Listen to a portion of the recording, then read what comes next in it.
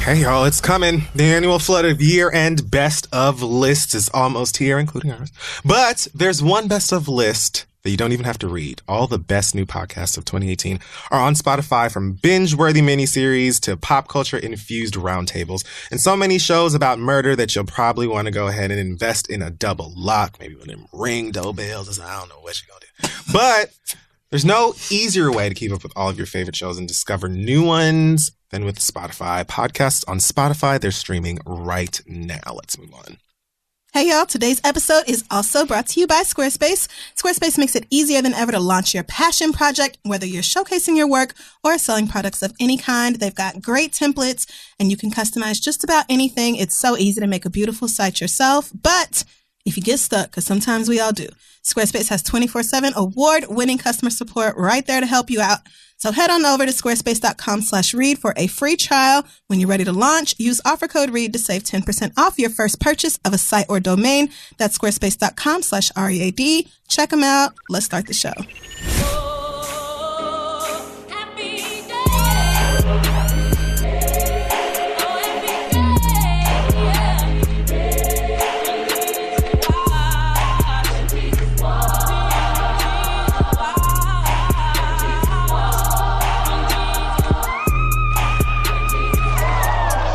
Okay, so I'm going to start this by saying that I know for a fact that you have not seen this movie. Okay, great. But I'm confident that you'll be able to get it anyway. If and you say also, so. You not seeing it in itself is a clue. All right, so... Okay. Squeeze my tiny ass up in this. Stage these bitches in here. You like a girl? Cute?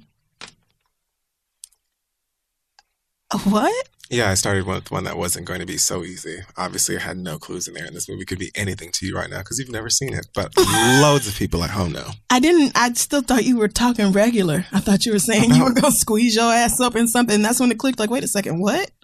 Oh, because I'm gay. Well, no, I mean, you just be talking like that sometimes. But nigga, I don't need you to live here.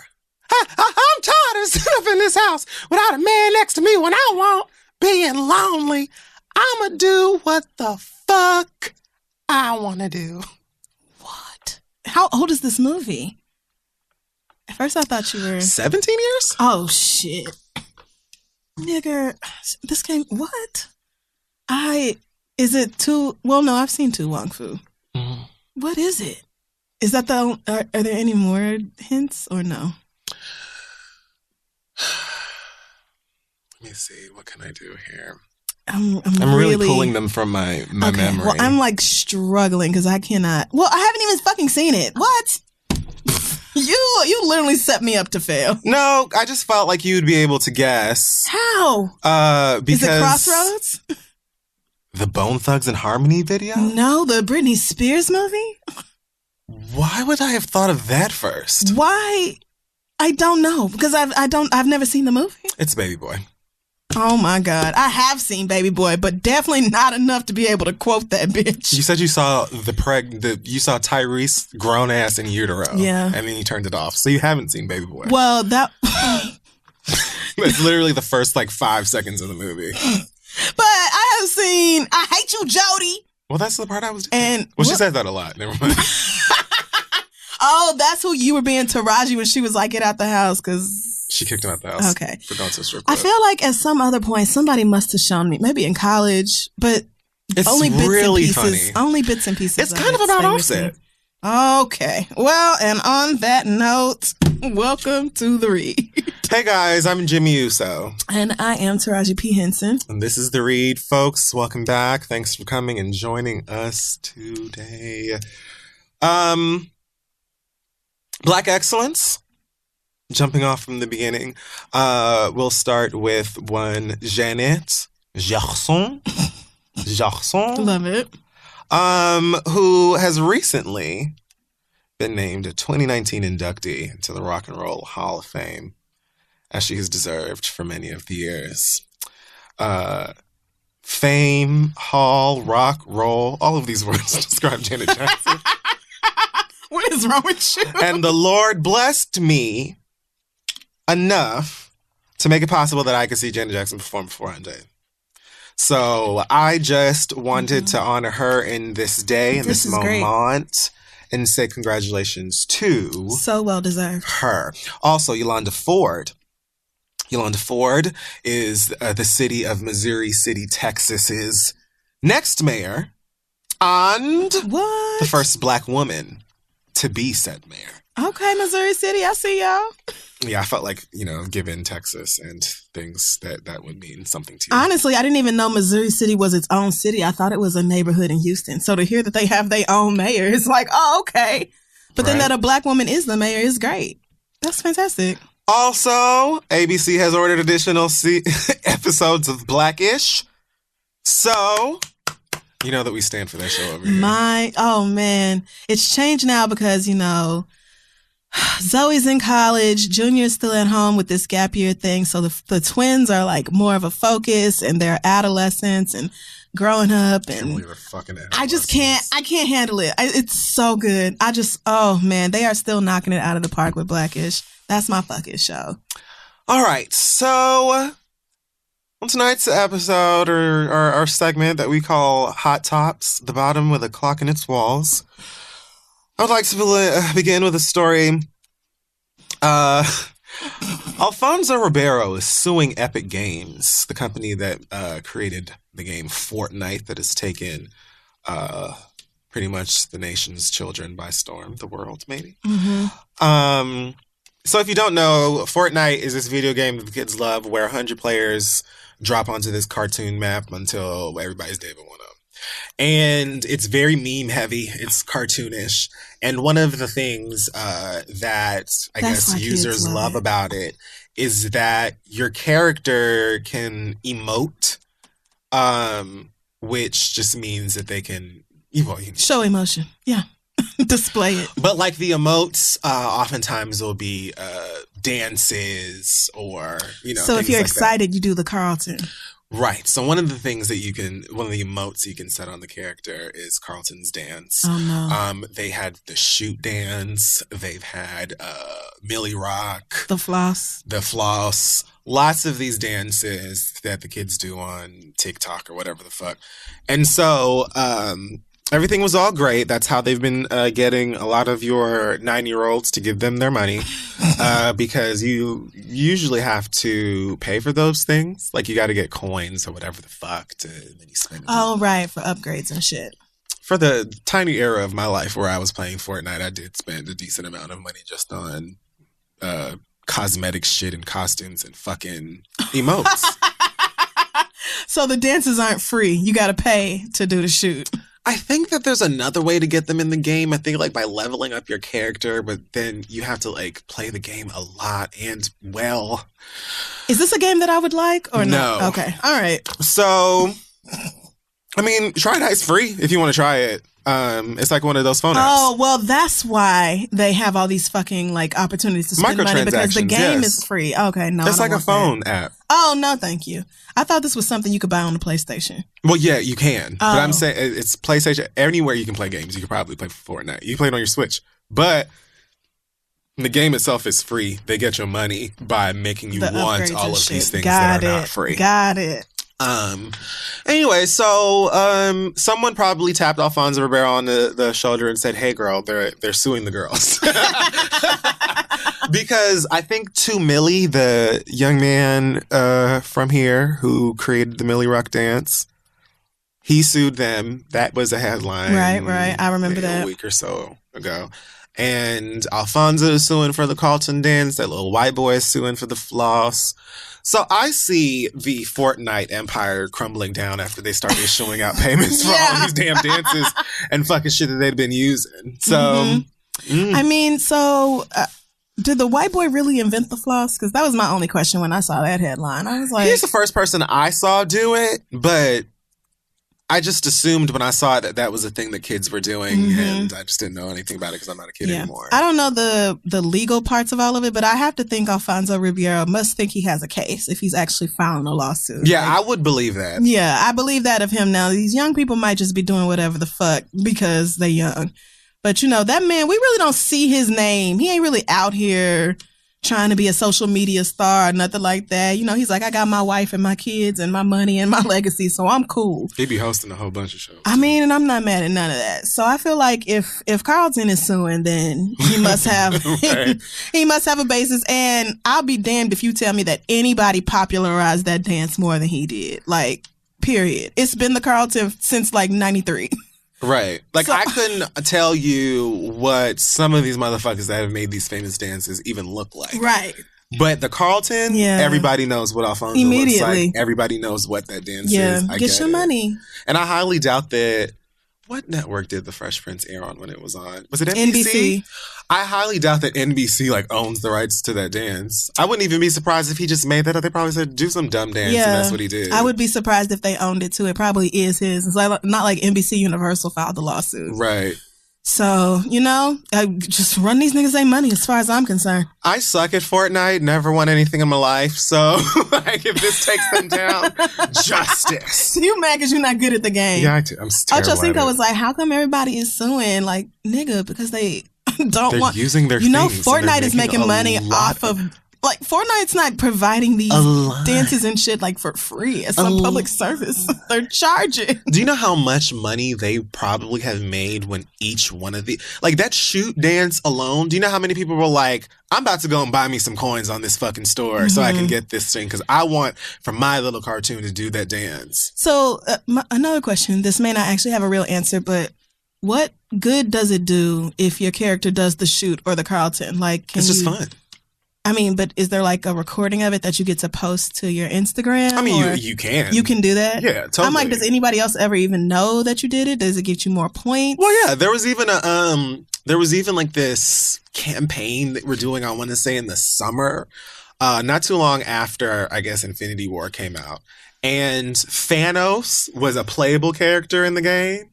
And there were clips of him doing the shoot dance all over the internet. Some with music, some without. Okay. So, yeah, you definitely can tape it and be like, here's my little goofy character doing this dance. Wow. But that's about it. It doesn't make you Fortnite sounds like a genius idea, honestly. It popularizes and makes money off of meme culture and then creates meme culture within the game. I mean, it's a decent game. Like, it's fun, you know? It's probably way more fun if you're actually good. Okay.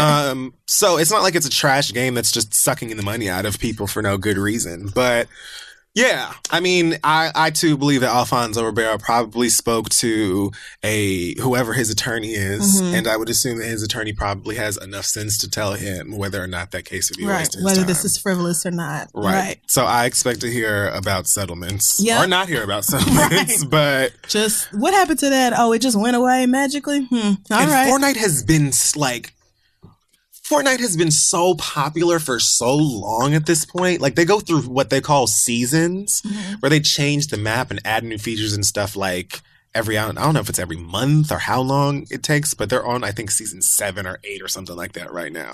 So it's been popular and been generating income for a long time. So I don't know what a settlement would even look like, but I know them niggas got coin. Well, so. And that's it. Run me my money. Remy Ma and Papoose have welcomed their child into the world, finally. Bruh,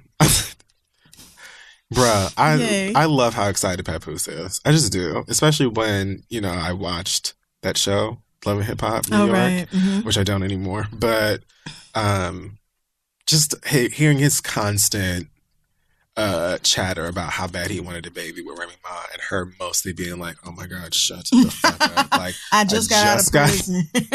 Just got out of prison. I would like to enjoy my weed and cheeses and things like that for a bit. Like, my nigga, I'm performing. Let me go to an album out, whatever. But yeah, they had a girl. Congratulations. Papoose says, every time I look at her, she's even more beautiful. Dreams do come true. Hashtag the golden child is what they've been calling the baby. What is the golden child's a movie about? What, boxing?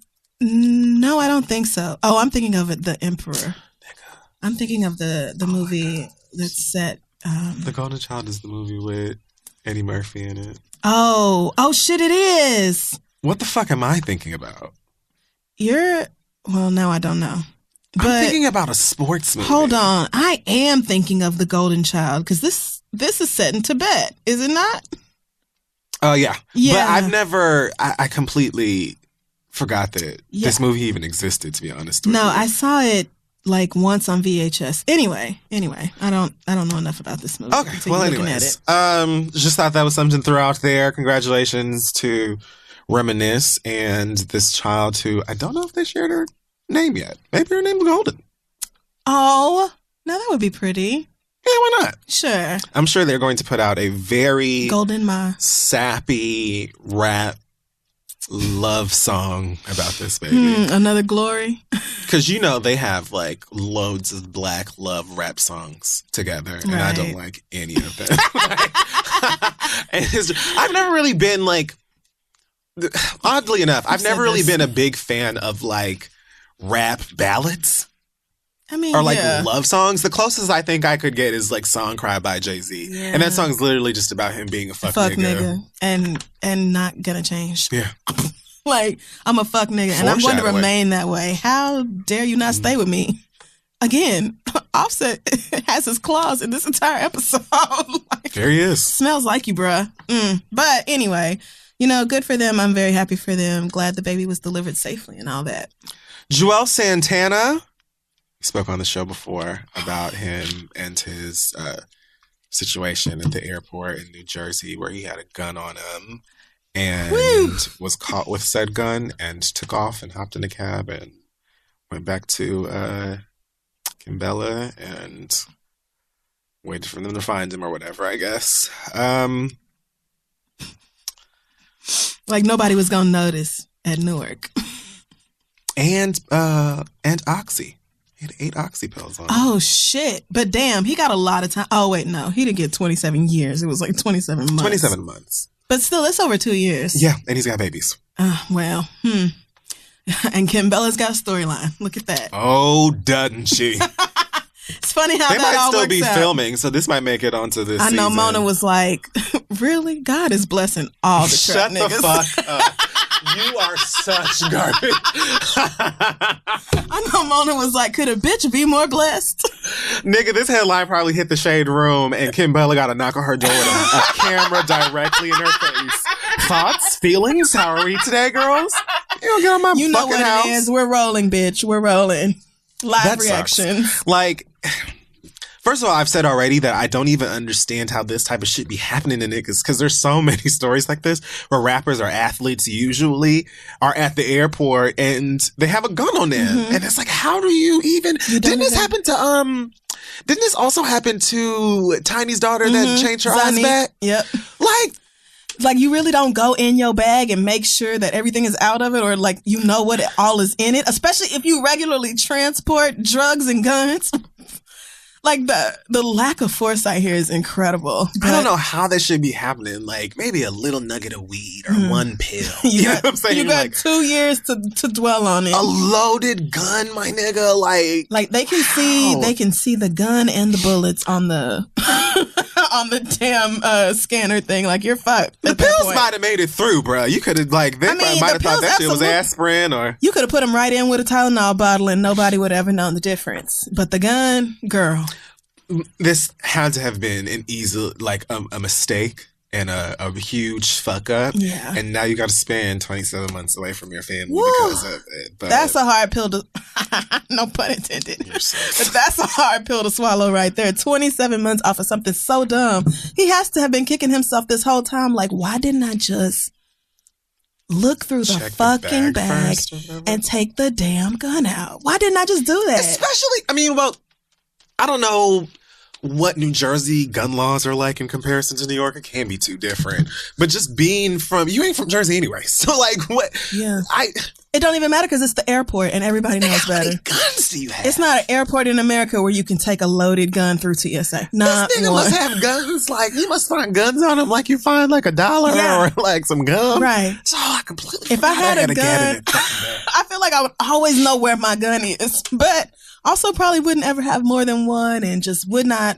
There's so many layers to this situation that would not have been me. But I almost kind of feel for him. I do feel bad. Because that's 2 years for something really fucking stupid. Right. Really stupid. Like, had you just double-checked real quick and been like, fuck, it's a gun, thrown it in the trunk or whatever, and then went on about your day, we would not be here right now. And Dipset is doing their whole we're back together and making music and doing the shows thing. Not yet.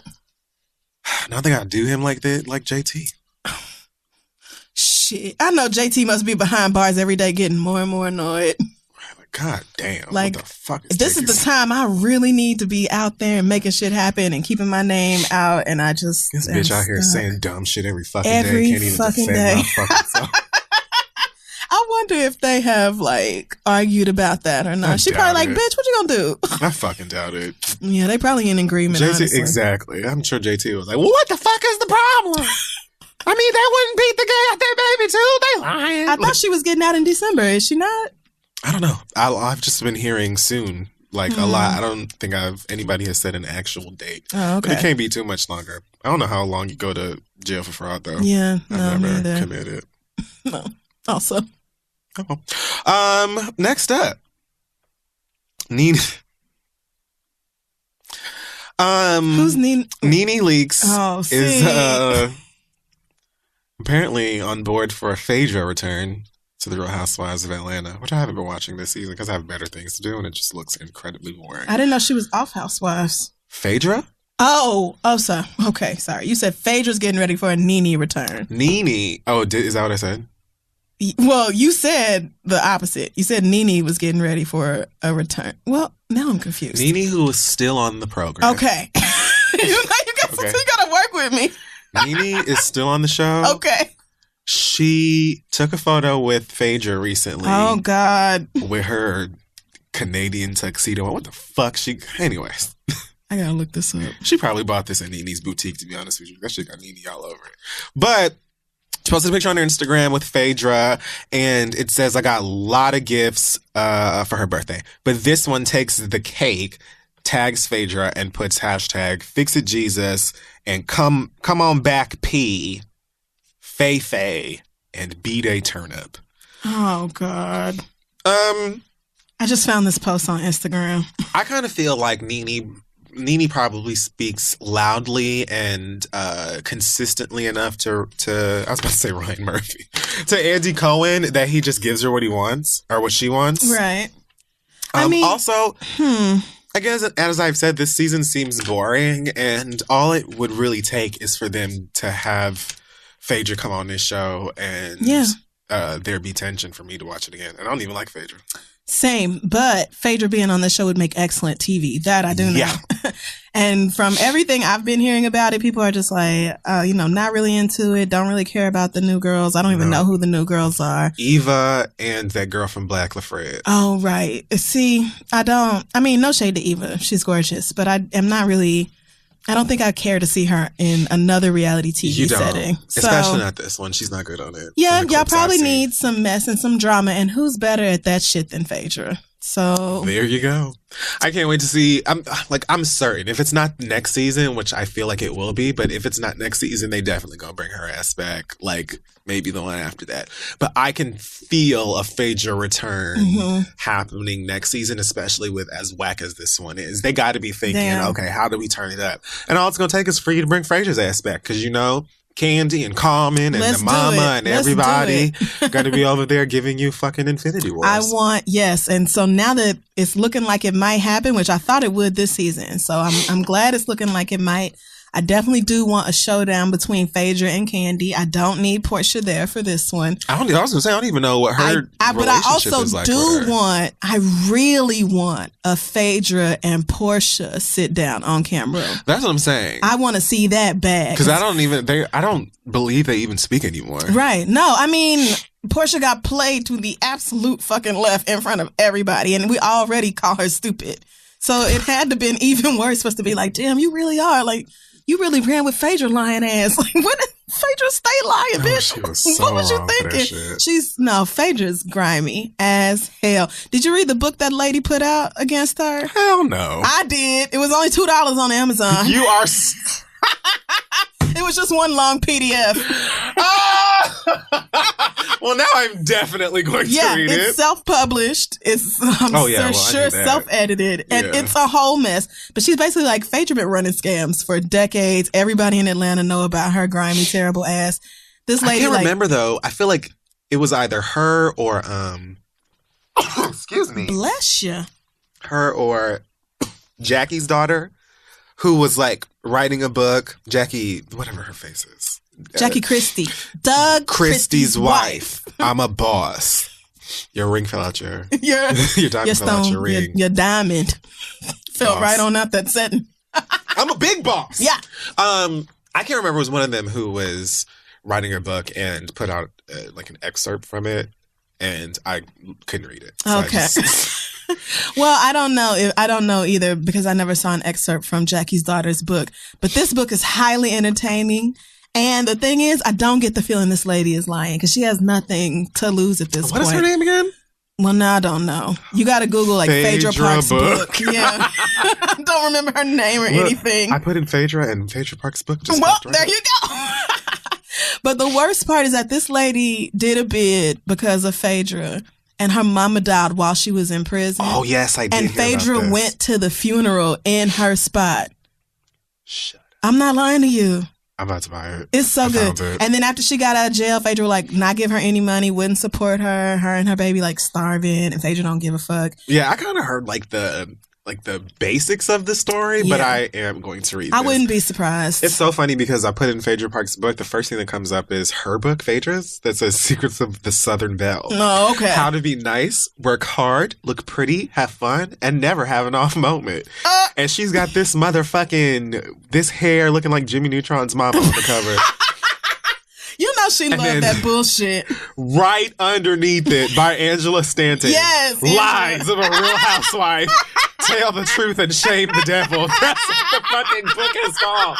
I'm buying it. Yeah, that's what it's called. The Kindle edition is not $2, so it's $8. Well, the price has clearly gone up, because a few years ago when they had her, it was like maybe a finale watching or whatever it was like a big viewing party, and Angela was there. Yep. And I think she was on Candy's Instagram Live or Snapchat or something like that. I think she was at OLG or something. She was somewhere where she had like the cameras were on her, and she talked about it. And I was like, well, what the hell book is this? And I think back then it was probably $2 or $3. So I bought it then. It's 250 pages. Yeah, like I said, it's a long PDF. It's not I don't consider 250 pages a very long book, especially because it's full of mess from beginning to end. Who is this on the cover? Oh, no clue. I bought a Kindle version, so I don't think I ever paid attention. Oh, come on, word sizing. Oh, wow. I didn't know she actually had physical copies. Oh, she has come up. I guess a lot of people bought the book. Yeah. Okay, Angela. This is 2013 this was published. Yeah, I think I bought it then. Oh. Or whenever, like maybe a year or two after. Yeah, well, Mama's got paperbacks now. That's why it's not too fucking Well, I think this is her. Yeah, this is her on the cover. This is Angela. Oh, it might be. I don't know what she looked like, so. Yeah, I think this is her. Damn, $14.70. You know what? Maybe I should get... No, that's ridiculous. Well, I know she I'm not getting no hard copy. Angie. Oh, yeah. Oh, and the funny part was... why do I remember this? It was like the reunion or something where Candy was like, I wouldn't have never had that girl who wrote the book come up and blah, blah, blah, be all in your face. And Phaedra said something like, well, first of all, it's a cease and desist out for that book. And Angela was like, no, it's not. Don't know why she said that. Ain't no cease and desist. I can say whatever the fuck I want to. Why does Sheree have a book called Wives, Fiancés, and Side Chicks of Hotlanta? Remember, that was her storyline, that she was writing this book and everybody was mad at her because she was being the official tea gatherer or whatever. And so that was her, yeah. I haven't paid attention to These bitches are sad. You hear what we talking forever. about? This is well, and she's not on the show no more either because we were done That's caring. right, she did get hacked. Like, we were done pretending to give a shit. Nobody's bringing the bones. The joggers didn't come out in spring, summer. It's been a bad look altogether. So, yeah, I'll watch if Phaedra comes back, though, because I know that will be good and dramatic. Hot trash. Bone Thugs and Harmony member Lazy Bone has been, I don't even want to call it beef. I don't know what this is. But he has been having a back and forth moment with Migos, specifically Offset, after being upset and posting a video about Migos claiming to be the best group ever or something like that. Okay.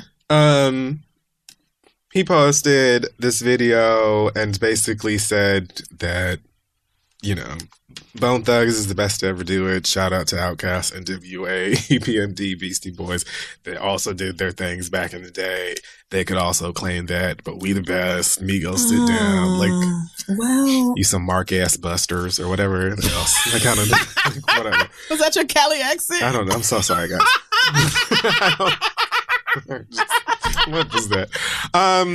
Wow. So yeah, he posted that on his Instagram. It was kind of going in for a minute because of this. Maybe it's like a catapult from the Jacquees R&B thing. Yeah. I don't know. Offset left a comment that said, "Let's have a bankroll challenge." Lazy Bones said, "Nah, nigga, that's what's wrong with y'all niggas. Y'all think money equals respect. It doesn't. This is a skills challenge. Me against you and my group against yours. Best group ever challenge. Get your bars up, youngin'. You gonna need that bread for early retirement, boy." So, I mean, well, ultimately, Bone Thugs and Harmony is a better group than Migos. Absolutely. I think that most people who like listen to and appreciate music would agree. Yeah, 100%. However, though, better than Outkast? Please, no, that you're pushing it. Yeah, so I agree.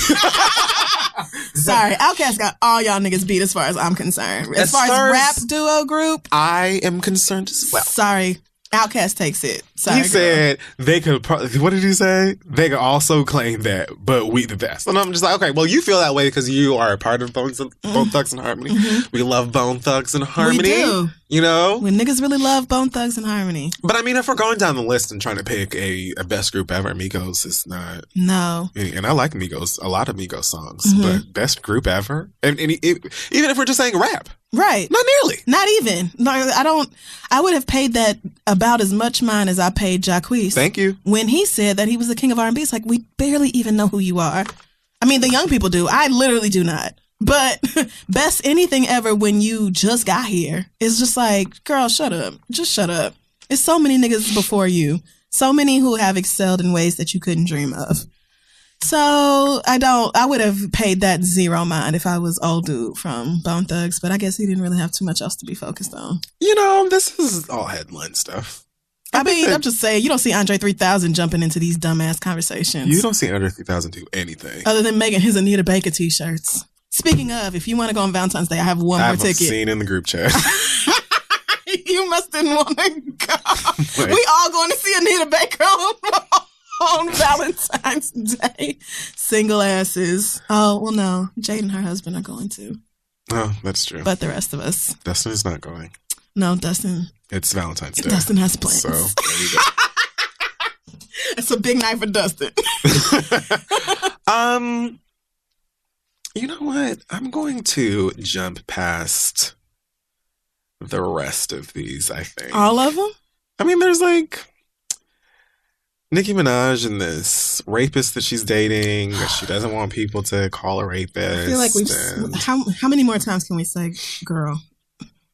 Well, I read that the victim in the rape case involving Nicki's new man might be considering legal action or something. Wow. Because the way that story is being told, according to her, is not accurate. They never dated when he pulled a knife out or so he's trying to make it seem like better than what it was. Like they're different sanitizing the story. Yeah. She's saying, have nothing to do with nobody's mama not liking whoever, and et cetera, and all of that stuff. And even having to relive it is a problem. So she might be suing. According to what I read today. But, woo! I just thought about a nigga who had done me wrong like that coming back years later and turning the story around to make him not look as guilty and then telling it to the whole fucking world. And I got pissed on her behalf. So whatever she needs to do, it might not even be legal action, even if she just got to write a book like Angela Stanton and be like, lies. Right. Of a King Barb or whatever. I don't know what he calls himself, but whatever I would have to do to set the record straight. Why just not address it, sis? Like, why not? Like, I feel like that especially. Like, Nicki, right. Why won't you just ignore these niggas? Like, I don't know. If you want to date that nigga, me personally, God bless you, you know, and God keep you. Yeah.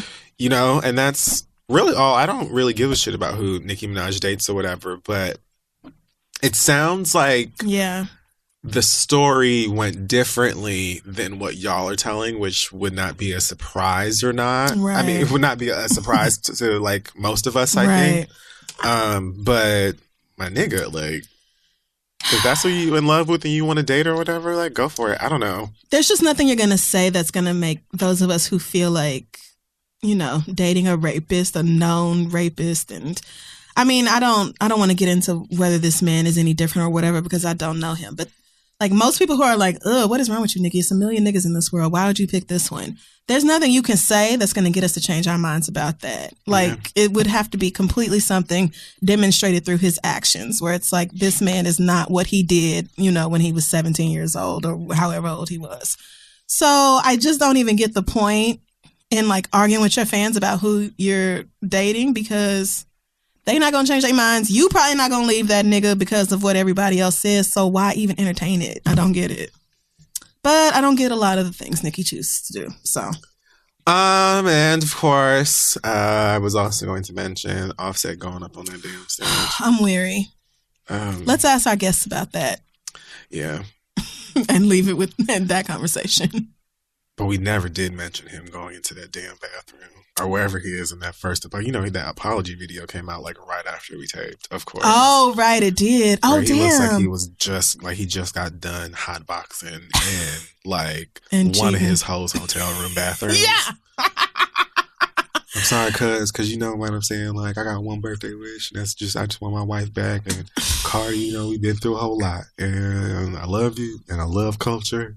And fuck what these other niggas is talking about. And I didn't fuck that girl, but I was entertaining it. Oh, God, that did come out after we were in the studio. Like, I can't really tell if he's genuine or if he's trolling her. Yeah. Because even after that whole shit happened on the stage, he went and had this party, his birthday party, that absolutely looked like an Illuminigga ascension. Yeah. It looked like... Didn't look heartbroken. The Illuminigga sent him on one mission, fuck up Rolling Loud for Cardi B, and then come in and get your stripes. We're going to give you your Letterman. We're going to give you your robes, your hood, everything. Like, it was...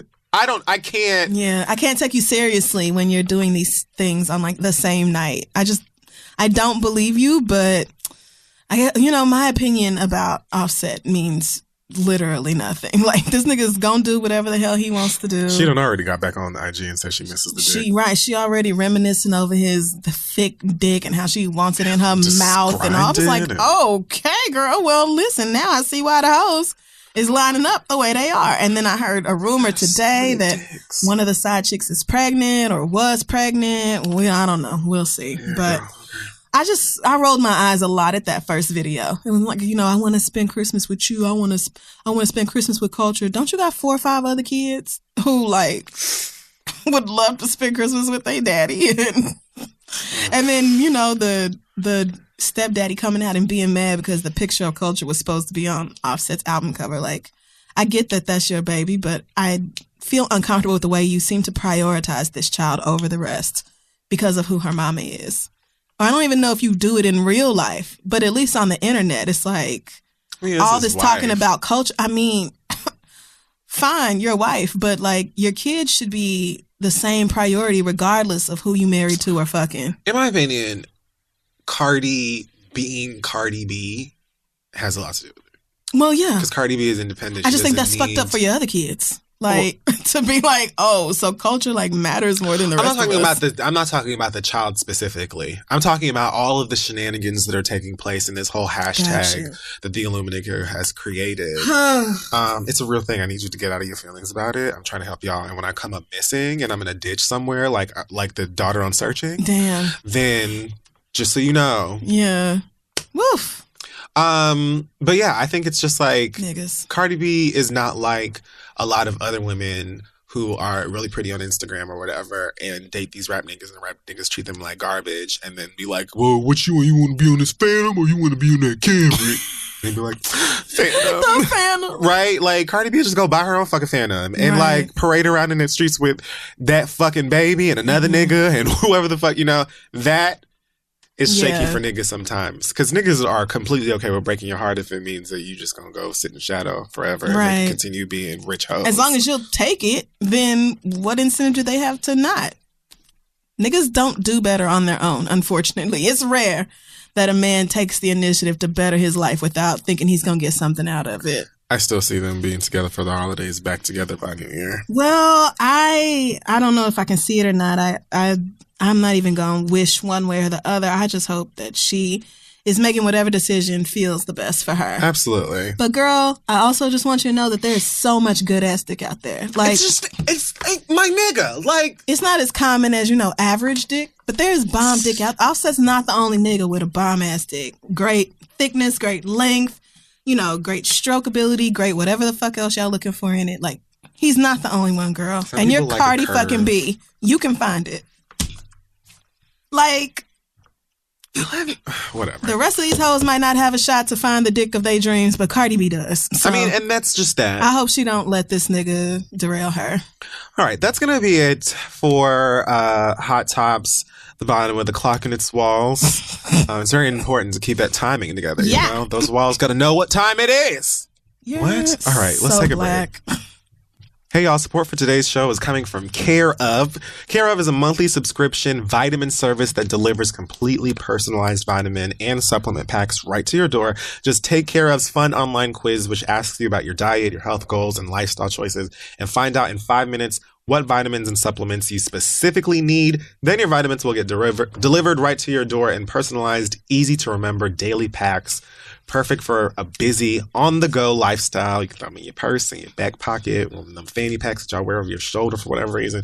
Anything. And your monthly subscription box can easily be modified at any time. Mm-hmm. It's cold out here. People just throwing their germs in each other's faces and stuff. So you might want to stay on top of this. Yep, you really might. And it's so easy to do. Like, you just go on the website, there's a quiz, and then they match products to you as far as like what you're looking for, your goals, the things that you need. And then everything comes in cute little individual packets, so you don't have to go through and figure out how many you're supposed to take each day, anything like that. Like, Care Of just takes all of the guesswork out of the process 100%. So you can get started today. For 25% off your first month of personalized Care Of vitamins, visit takecareof.com and enter READ. That's takecareof.com, code READ, for 25% off your first month of personalized Care Of vitamins. Let them know Kid Fury and Crystal sent you. Let's move on. Hey, I love technical difficulties. It's because Devale walked into the room. Yo, when anything with technology doesn't work around I'm pretty sure that's why your door iPhone, everything. Wow. Anytime she get me something new, and it be working for everybody, as soon as I get it, shit fucked up. Fucked up. Yep. I don't give a shit. I don't get laptops. I hate it. My car, my OnStar. We just got the Cadillac. I'm in there pressing the OnStar button. It's not working. Ain't OnStar like customer service? How that button not working? Exactly. The Wi-Fi in the car not working. Right. My app, my Cadillac app don't work. It works on her phone. It don't work on my phone. Son, like, so technology shuts down around you. Yo, this must be my energy. My energy must be fucked up. Yeah. Get out and come back. It's like go walk around the block and come back. It's like I'm the devil. Nah, God bless it. So you're not very tech oriented. No, I still write shit down. I still write shit down. I keep my money in a mattress, in a shoebox. Don't tell them where you keep our money. Now I gotta change our money. You heard that? Like our money? Everybody does that. Right. He said mine. She said our. Right, you see? Exactly. Oh, welcome to my life. Look at God. Cairo know how to set up a tripod, though. Oh, he does. Yeah, Cairo is, yeah. The 2-year-old. You gotta see Cairo. Oh, the 2-year-old. Yeah. He's been doing this since 9 months, though. Mm-hmm. He couldn't walk, but he could get on his knees and set up the tripod. Wow. In a minute, he's going to be sitting in front of the camera like, hey, Instagram. Oh, he does already. He does shut me the hell up. I got video. He'll do it. He'll flip it. What's up, guys? I love that. I'm Daddy. It's so amazing to like watch these kids that you don't know go from like not speaking to like speaking gibberish to getting like a few basic words and now having full conversation. Right. Full conversation. In like months. Right. My friends' kids be on Instagram like, so here's my tent, and this is my pillow. And I be like, yo, y'all are little influencers. Yeah. Yep. They sure are. They watch it. They watch it on YouTube. I love it. Yeah, I love it. My cousin's little girl starts all her fake YouTube videos with, hi, guys. Oh, yeah. That's like the known thing. The known intro. The only difference between our cousins and Cairo is that Cairo has a fan base. He has the largest fan base. Don't nobody follow my cousins. Yeah, nobody follows my cousin's kids. Don't nobody follow me neither. I go places and then everyone's looking down. I'm like, the fuck y'all looking for? It's like, where's Cairo? Where's the baby? We in the club. Nigga, like, Right. He's not here. It's 2 in the morning. I think one time I posted one too many selfies and they were like, yeah, I'm gonna let you rock, but where's Cairo? Where's the pictures of Cairo? And That's what happens when you're a parent. Everybody's like, okay, so fuck you. Where's the baby? Yeah. Didn't come here for this. I mean, you fine or whatever, but show me that baby. He probably had the worst because once you get pregnant, it's like, oh yeah, they're all fawning over you. Yeah. And then once you have the baby, forget it. In the back burner for the past 3 years. Not to mention, more like 8. Your maternity photos. Your maternity photos are always okay. like I have to find your Instagram. living art. It's very like Wakanda-esque, like very royalty. What's your Instagram username? Khadeen I am. Khadeen I am. Khadeen.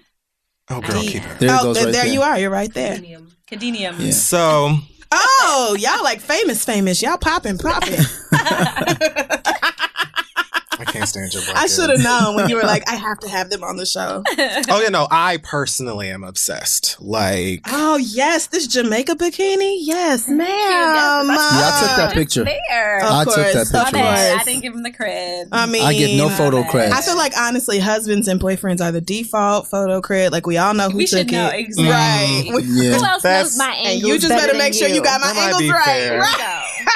I know all them angles. Oh, shit. Clearly. Oh, I love it. Clearly. Y'all look great. Oh, thank you. Well, I'm actually not even going to start. I'm just going to like intro here. I think we should just include everything that just happened. I mean, why not? Sure. Who cares? All right. So if y'all are still tuning in, we're joined by some guests that I'm so thrilled to have here.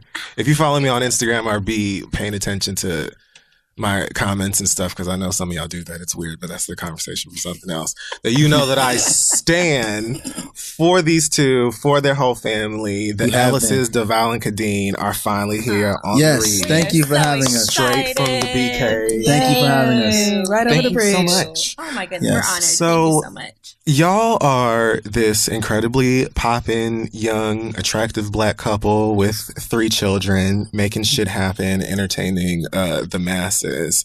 Just give our listeners who may have been under a rock like a rundown. How long you been married? When did you start on Instagram and the like? Well, Devale and I have been together for a total of 16 years. 16 years. Oh, damn. That's when I shot my shot. And secured that bag. All right. Okay. Yeah, you came and got me. I did. Gas. What? She older than me. She older than me. By like 3 months and like Oh 27 my days. God. Like, I should have known. but who's counting? Right, exactly. Let's just say I had the foresight. Okay. All right, I had the foresight. You saw something Yes, in there. I saw something in there. You saw the vision Okay. a long time ago. Here she go. I appreciate that. Here she go. All right. I mean, but you are beautiful as well. Oh, so it's thank like, She is. honestly, y'all look like y'all belong together. She was she was a video girl when I met her. She was in the Can't Stop, Won't Stop A video. little something like that. What? Yes. Yeah, she was. Oh, I'll be looking this up. I'll go Chris and YouTube Eve. it. Chris and Neve. Young Let Guns. me make some Yeah. Alice's trivia. Find that. Right. That's She was. Fun fact. I was in college playing football, and she was like, "They want me for this video." He was I was like, like, I don't nah. know. Like, nah. I was like, well, I was doing this before I met you. So what you're not going to do is take away my career from me. I know that's motherfucking right. That's what she said too. That's what she love said it. So too. either you with it or you ain't. And I was And just he was like, with it. I was like, all right, do your thing. Shit, like shit. The fuck. Simple How as long had y'all that. been together at that time? It was only maybe like a year. Year and a half. We were still young. I I was super young. I was 19. She was 19. Yeah, it was literally like within our first or second year. Yeah. So I was like, what you not about to do is tell me what I'm not going to do. Meanwhile, she getting dressed in my parents' house. Crystal loves I do. I love She got it. on some pink shorts. I'm like, no, too short. I'm like, Mom, anyway. What do you think, Mom? What do you think? She's about to go do a music video with them shorts on. He definitely pulled his mom over and was like, Ma, what do you think about this outfit? She was like, that's it's not cute. fair. I was like, the fuck? Mom loved the shorts. She was like, it's cute. Mama was like, I'm not hating. Yes. My mother's not hating. My mother, not at all. First of all, my mother wasn't even for us being together that young. Mm-hmm. Yeah. She told us early, like, you know, you guys need to have your own individuality and find out who you are first. And I was like, yeah, Ma, you just don't want us fucking in your house. I get it. That sounds like some shit I would say as a parent, but I really mean that. Yeah, No, I think that's what I probably would feel the same way now that I have 3 boys. Like, you know, but we've been married for 8 years. So together 16, married 8. We have 3 sons: Jackson, who's 7, Cairo, who's 2, and Cash just turned 1. Oh my goodness. Yeah, Devale hit me with that back to back. I love the back to back. It always feels weird when you say that you have like a 2-year-old and then a 1-year-old. It's like, girl.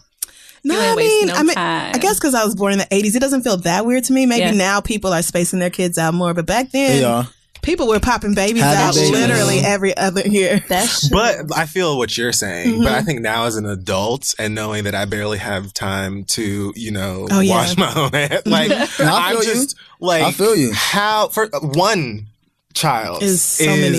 Like, you know what I'm saying? It's so much. And so if you have a 7-year-old, a 2-year-old, Cairo is the best and biggest, brightest living firecracker. I can't get over him. Like, how do you like manage all of that energy on a day-to-day basis? Because the kids are great. They're amazing, but y'all still young. Well, I think that all of this was by design. You know, to be honest, like Khadeen and I, when we were in college, we always talked about, you know, before the NFL was an opportunity, it was, you know, let's graduate from school, let's get a house, all right, let's buy a brownstone in New York. This way we could have someone live underneath us, pay the mortgage. This way we don't have to focus on paying our rent or our mortgage, and we can live freely as artists.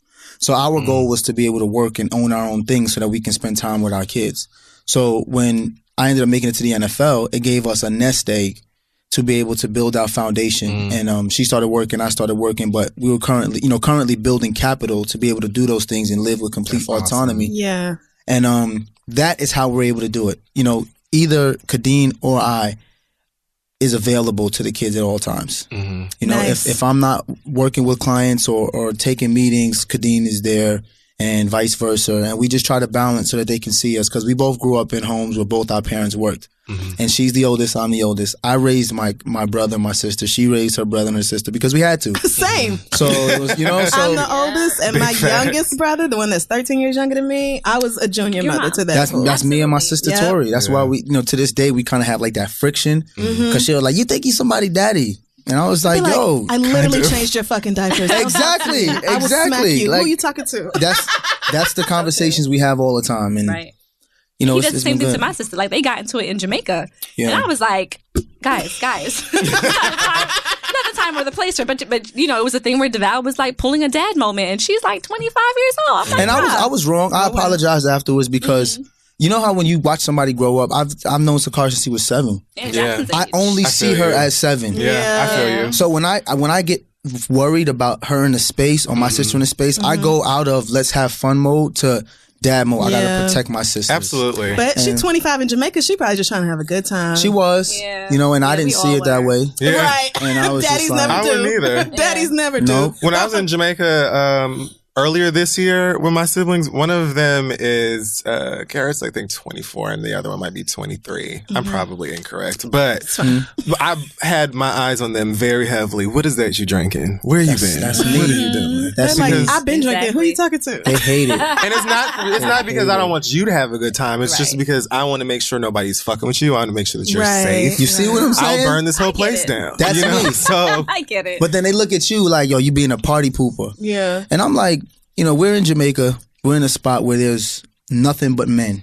And we're in Jamaica, and I don't think they understand the climate of what's going on in Jamaica, because the people in Jamaica have a problem with the government, because they pretty much sold the people out. You know, they sold a lot of the land to the Spanish and to the Asians. So now the people in the community aren't able to have access to jobs and that land. So when you're a tourist and you come into their country and you're having more fun than them in their space, that's why tourists are getting murdered, even in Mexico.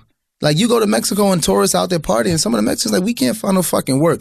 But you hear from America spending all this money. Yeah, right. I got something money for your around. ass. Yeah, I know. So we were in that environment, and I was just like, nope, I'm not letting anybody feel like we gonna get caught slipping. So I'm staring at everybody, and they're like, Devale, are you all right? Because when Devale's not having a good time, it is very obvious. Because he's always having a good time. He's always having fun. So we can tell when he was a little, stiff around the But I gotta protect y'all. And it was me, my brother. It was like three to four guys, and we had like 18 women.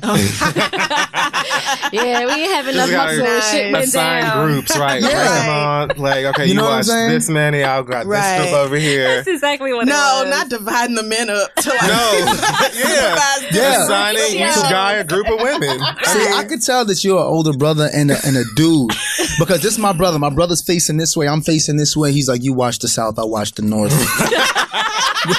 Like, make sure y'all got shit covered. Yep. I mean, and one of my homegirls from around the way, she don't play either. She was like, yeah, I got the East and the West. Yeah. Like, she was just like, no. That's I'm me. like the type that, like, if I'm somewhere like the airport or anywhere and I see a parent whose like toddler is walking behind them, I get so agitated. I get so pissed. I'm like, this baby should be in front of you if he or she is not in a stroller or something. Why are you letting this tiny child? You know, people still steal kids. Right, Bro. they do that. They take them. Bro. I'll never understand that. It's just funny listening to you talk, because me and Jackson walking in the street, right? I'll be walking, and I'm like, why are you behind me? Why are you behind me? All the time. All the time. And then he'll walk up fast and be looking at me funny.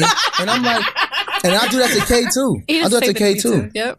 We walking down the street, and then she's on the phone First or of all, something. I can't be on the outside. Do not be on the Oh outside. my God. Can't be on the outside. I've never dated anybody who will let me walk on the outside. Never. Literally That's a good never. thing. Nope. That's a good thing. And don't be on your phone walking in the street. There's someone walking, she be on her phone. I said, what color hat did that guy have on? She's like, oh my God, what is this now? It's like a drill? Like, my guards are down because you got it, right? You said you got it. I'm like, nah, you got to be on. You got to be on par. I know. You got to be ready. I got to do better with that. I got to do better. Devale over here paying attention to details, okay? If some shit Always. pop off, he got details for your ass. Always. Oh, I think that's growing up in Brooklyn, though. When you jump before, when you got to take the bus. Like your upbringing.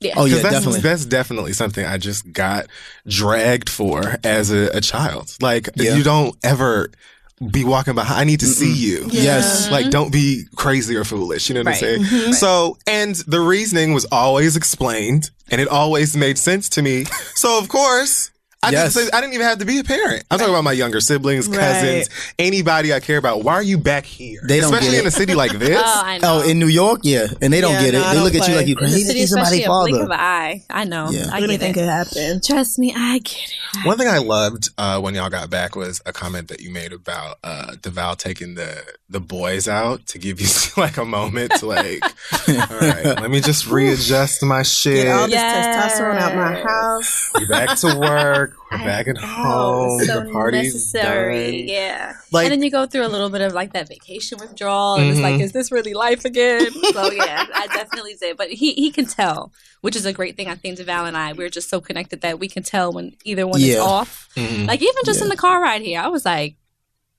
what's going on, you know? But he's had a lot on his plate recently. So I feel like at times we have to kind of just tag team and say, you know what? Tag me out. I need a couple hours. Yeah. Is there like training or like just experience that led up to that sort of thing? Because I just like that level of consideration, I would say, like in general, when you look at it, is not like a huge thing, but I also feel like it's uncommon for somebody to just step in and be like, I see that you like, you know, I could just feel that you need a moment. I'm going to do this.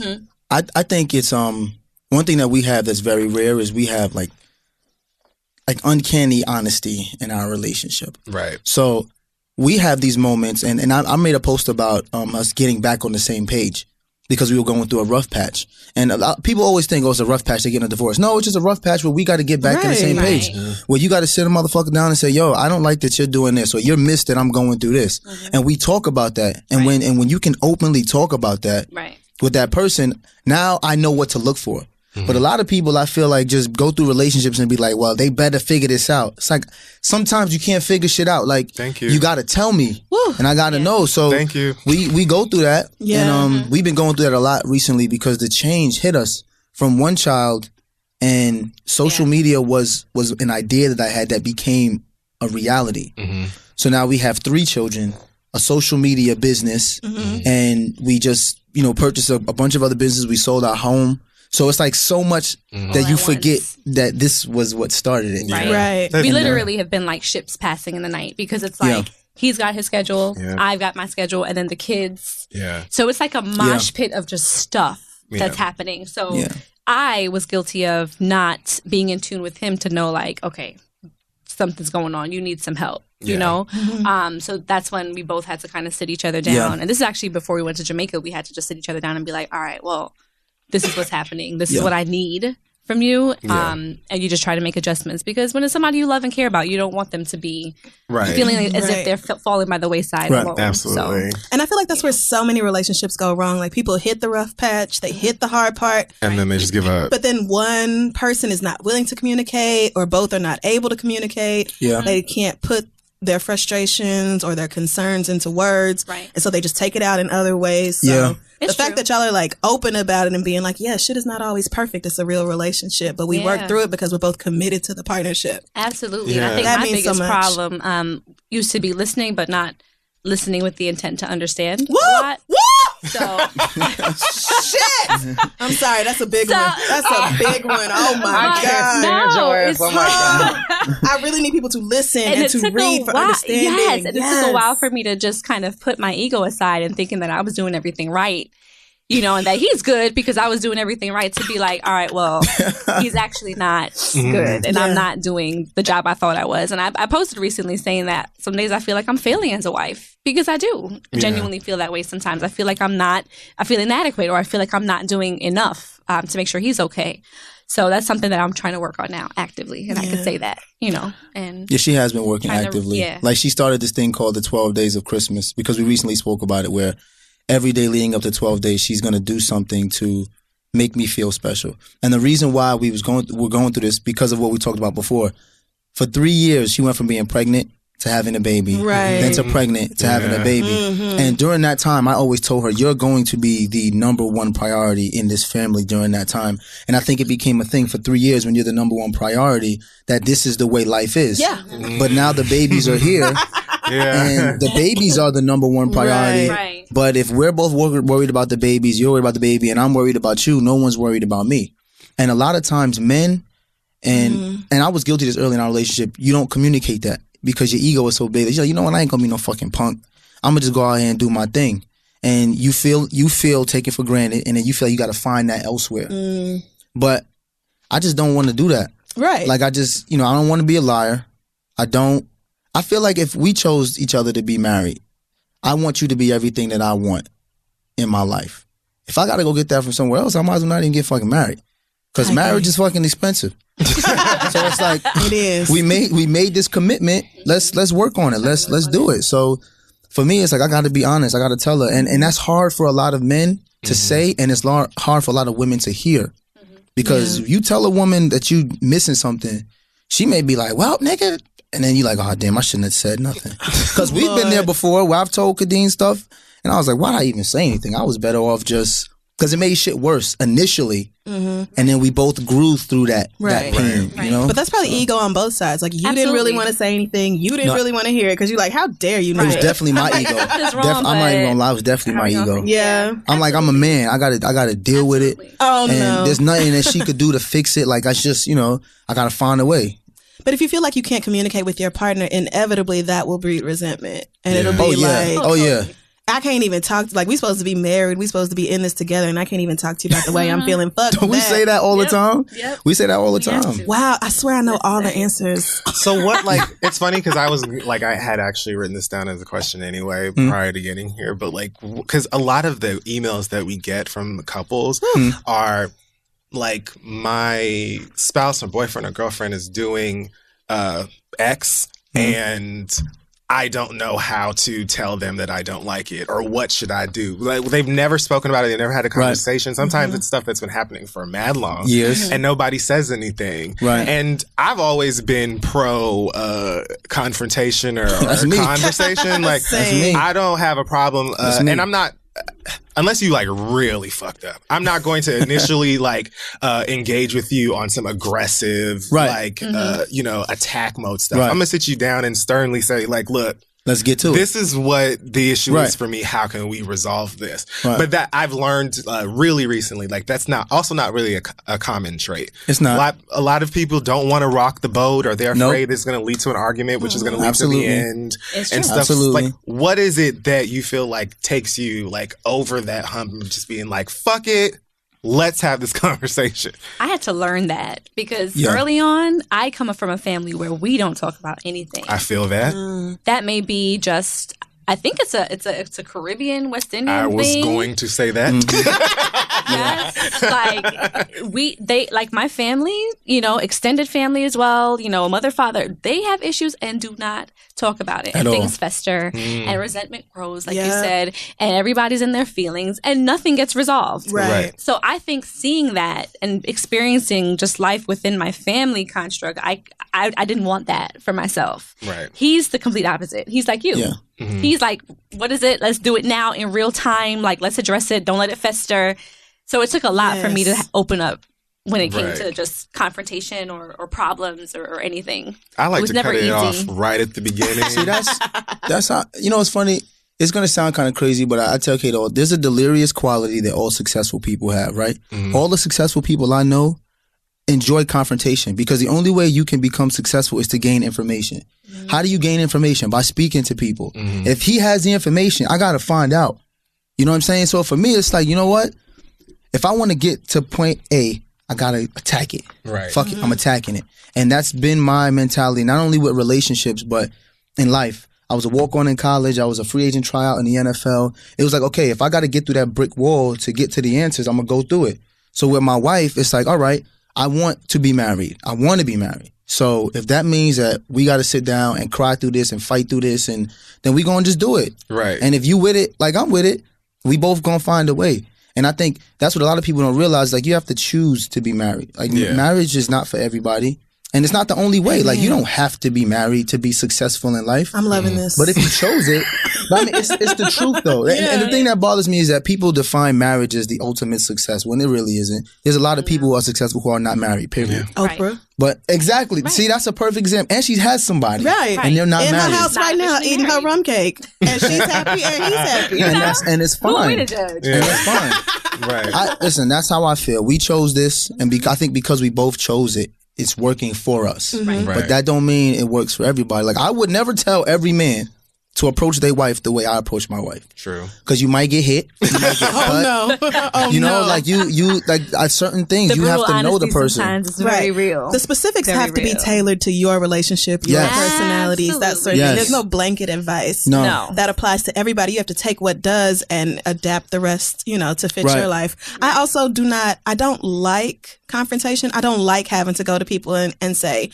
I have an issue with XYZ. Not even just relationships, but like friendships as well, when people aren't getting along or whenever there's any sort of conflict. I don't like having that conversation, but I like it more than the alternative, which is me sitting around, stressing out, anxiety through the roof, trying to figure out who's mad and why. And is it my fault? Is it your fault? Right. Da-da-da. Like, being stressed out about that. It's like, you know what? I would rather just have the uncomfortable conversation with you and clear it out than sit here and drive myself crazy trying to figure out what's going on and then never getting any resolution. Because another thing about that for me is that I feel like you can get past like the worst case scenarios. Well, maybe not the worst case scenario, but like, let's say you try to have a conversation and it involves yelling or crying or all of these things. You can get past that stuff. Yes. Like, you can have an argument where y'all are like just raging at one another and then cool the fuck down.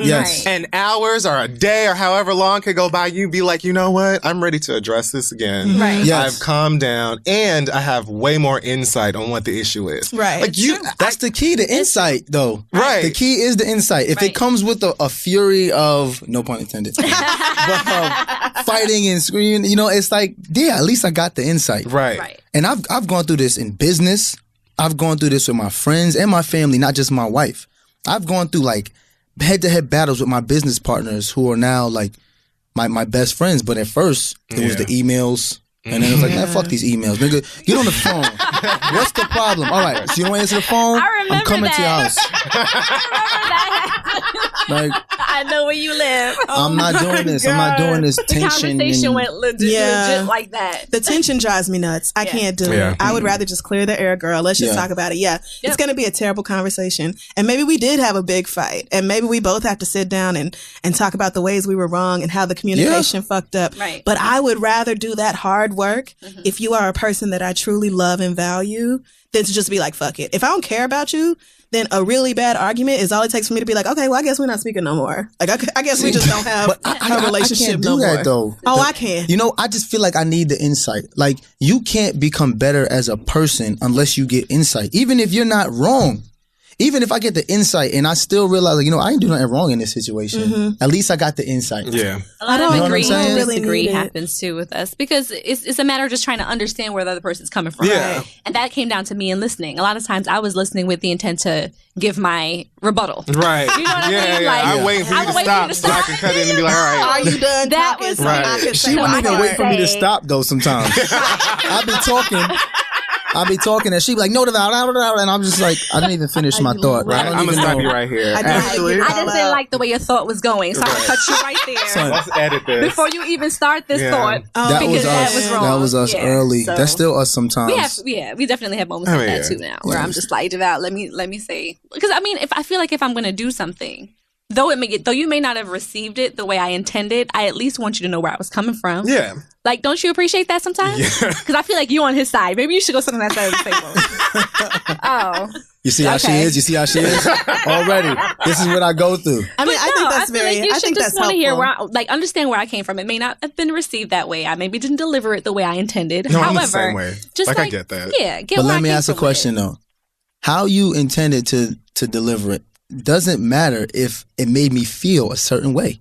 I agree. If I feel a certain way about something, I really don't care how you intended it. This shit hurt. Yeah. It's like a message could get lost in delivery. Like, you know what I'm saying? Sometimes it's just like, oh, I don't even hear you anymore just because of how you are expressing yourself. Right. Yeah, right? well, the road to hell is paved with good intentions. That's a saying for a reason. Yes, it is. Because good intentions will take you right there. Yes, that's Intentions matter, but impact matters probably more. Yes. So you really have to take that into consideration when you have decided to join your life with somebody Also else. a lesson I'm learning. Which is so Yo, much you have work. to. Yeah. Woo, You have to. Because I very recently was like, oh, I don't even understand why it seems like people are, don't enjoy. Well, nobody enjoys confrontation, but like people, Shy are away more from it? shy away from conversation or certain conversations with me in conflict. And I realized, like, I assume that it's not a problem to have these conversations because in my mind, I'm not disrespecting you. Yeah. I don't it's very rare that in a conversation like that, especially if it's somebody I care about, that I'm going to call you out your name or cuss or even scream or anything. Right. But sometimes my tone, my facial expressions, things like that could just be like rough or bitter enough that people are like, oof, I don't even want to. So I had to recently be like, okay, well, So let me cuss ask at you a nobody, question. but maybe you could, tighten up just a little bit. So let me ask you a question, though. And I think this matters a lot. How do you take how people feel about you? I take that incredibly seriously. And I it's one of my insecurities, actually, because it's very important to me. While I have no problem having conversations through rough patches with family and whoever, it's important for people to know that I do care about them. Right. And like, I do cherish the connection that we have. And I also don't want anybody to feel like they can't come to me and have a conversation about anything. So I do, even if I feel like you did something incredibly wrong to me, I do still consider the way that I would speak to you or how we're going to address the situation, because at the end of the day, I want to talk about it. And if you're afraid to talk to me or uncomfortable with talking to me about anything, then it's like, how can we even really have a relationship? So I have learned, I think, very recently to just watch the way that I deliver certain things, even though I feel like I'm not wilding out on anybody. Well, the reason why I asked is because I read a book called The Four Agreements, right? This book changed my life. Very into it. Changed my life, yo, because it taught me not to take things personal. Yep. And I realized that the way people view me shows more about themselves than it does me. So for me, it made it easier for me to have those confrontations with people because I was worried. I wasn't worried so much about that person liking me. Yeah. You know, you spend so much of your life being conditioned to want everyone to like you. And then you don't want to say certain things, even if it's your truth, because like, dang, I don't want them to not like me.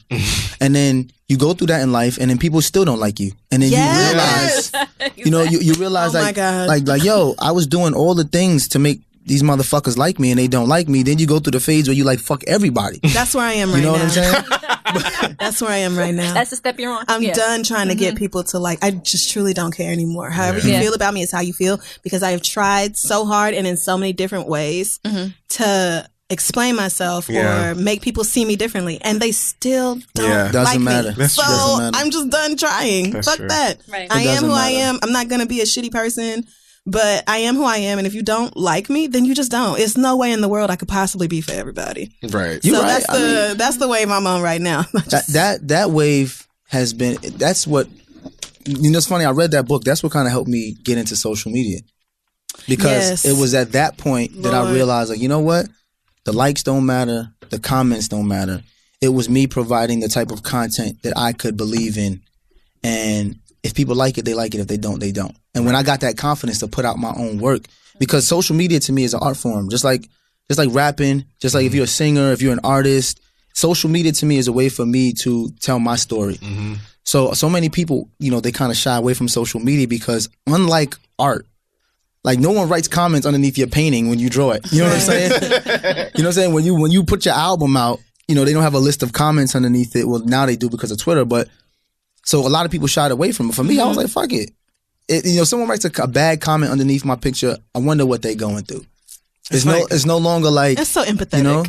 No, but I do though. Like, I look at some of these comments sometimes for people, even other people's stuff. I see other people's stuff and it's like, it's dope. And then somebody will put something real fucked up. And my first thing is like, damn, I wonder what that person is going through. That's amazing. To pick somebody else and follow them and then just put negative shit under their, I'm like, that person's life must be fucked up. Right. Yeah. And I kind of feel bad. Like, that's where I'm at now. It's funny because I was going to ask one thing I'm very cautious about sharing like family and stuff on social media because I'm very sensitive about them and stuff like that, and keeping them protected and whatnot. So having your husband, having your wife on social media and these 3 kids, you know, like, how do you deal with comments that are negative or nasty for no reason? Because I don't know, like you saying that you think, oh, well, maybe that person is just having a shit day. That's like the most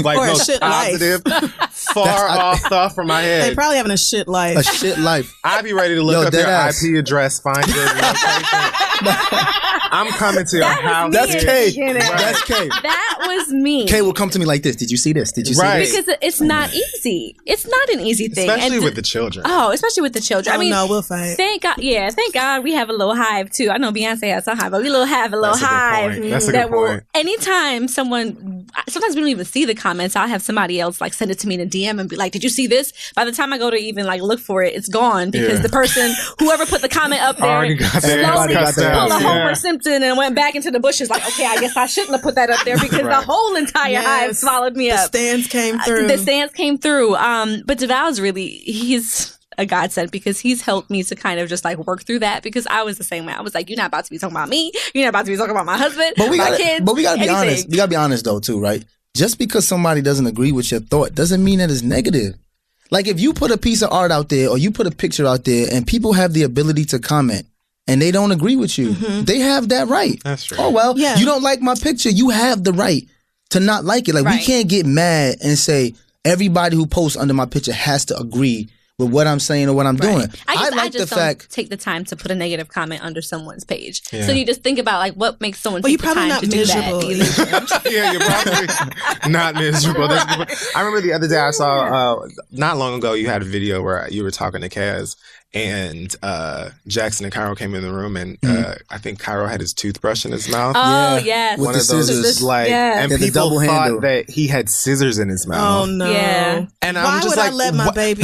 Right. Why would I put that on the internet? Right. Furthermore, Well, allow him to come on camera and sit and then post it. Do you think I would and just be censor. sitting back while my baby has scissors in his mouth for your entertainment? I know.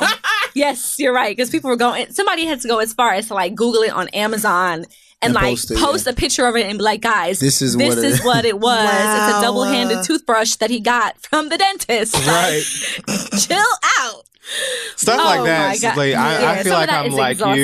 you in a sense where that type of shit would definitely push me Right. past the roof. I'd have to have someone like a Devale to be a buffer Let and me be tell like, you, the calm your balance. ass down. The balance. But what it is too is like I post a video, I'm already thinking about the next video and the video after that. Like we post content every day, and thanks to our business manager, we have like a shit ton of content that we have to post. I don't have time to go back and read the comments. Sometimes I post a picture or a video, and I'm like, shit, we got something to do at 8:00. It's 5:30. Yeah. You know what I'm saying? Oh shit, I gotta edit the YouTube vlog. That's true. That takes me 3 That's true. hours. So and you know what? Honestly, don't- we feel like we do a disservice to the thousands and hundreds of thousands of people who follow us and love us and have positive things to say. Yeah. If we were to really honestly take time to like focus on a negative comment That is and then mad comment fucked and go up. back and forth, it's like is. we've got a ton of love and then we have this one troll. Oh my it's God, like do we yes. usually So it's the like trolls are looking you for couldn't it. answer my "I love you" comment, but you answered the trolls comment. Right, Like that's exactly. kind of fucked up. That is you know what I'm messed saying? up. I So- struggle with that sometimes because I be like wanting to cuss niggas out because it's like, how dare you? Yeah. But then you have that one shitty comment and you have like 58,000 that are like, Yeah. bitch, I love you. I would Right. do anything for you. Right. And one asshole is the person you're focusing on. Right. Yeah. Yeah. So we've Yeah. stopped that. I've gotten way better with it. All right, so I will make let's that a goal. let's dive into the letters here. We've got just a couple we're gonna go over. Yeah, so, with the help of a black couple in love. If y'all listen to this show, you know that we don't care. We get y'all just delete the yes. motherfucker in 2 seconds. We get a So- lot of questions, relationship based questions, and he and I are always like, "Well, just leave that nigga because we don't care." So we would love to hear I from love people. it. Who Some girl actually are- literally wrote an email like the other day and said that her boyfriend was smoking in her car after she Oh, asked him not right. to. And she was like, leaving it. Like, Right, we were like, break up with the nigga. you then. told him not to smoke them nasty cigarettes in your car, and he he's did it still doing anyway. it. So it's like he don't care about what you say or your boundaries. So leave his ass. All right, what did you Anyway, think? yes. Y'all, wow, yo. So our first letter comes from Ryan. She says, 6 months ago, I was introduced to my best friend. He's amazing. We instantly clicked, and I felt very comfortable opening up to him. This is important because I don't have many friends, and the ones I do have are awful. I'm not close with my family, so opening up to someone is huge for me. He's 26 and I'm 23. 3 months ago, he gave me an ultimatum. Either we date or I'm out because I like you too much to just be your friend. I was shocked that he cared so much, so I agreed to start a relationship. Fast forward to last week, and now I'm stuck. I love him as a person, but I'm not even slightly interested in him sexually. Yikes. Yikes. We had sex a few times the first month, but it just didn't feel right, and I wasn't even close to an orgasm. After a long talk with my therapist, I decided to be honest with him. I sat him down and said I only see him as a friend and no longer wish to date him, but would rather work on our friendship. He responded by saying that if I break up with him, he will never speak to me again, much less be my friend.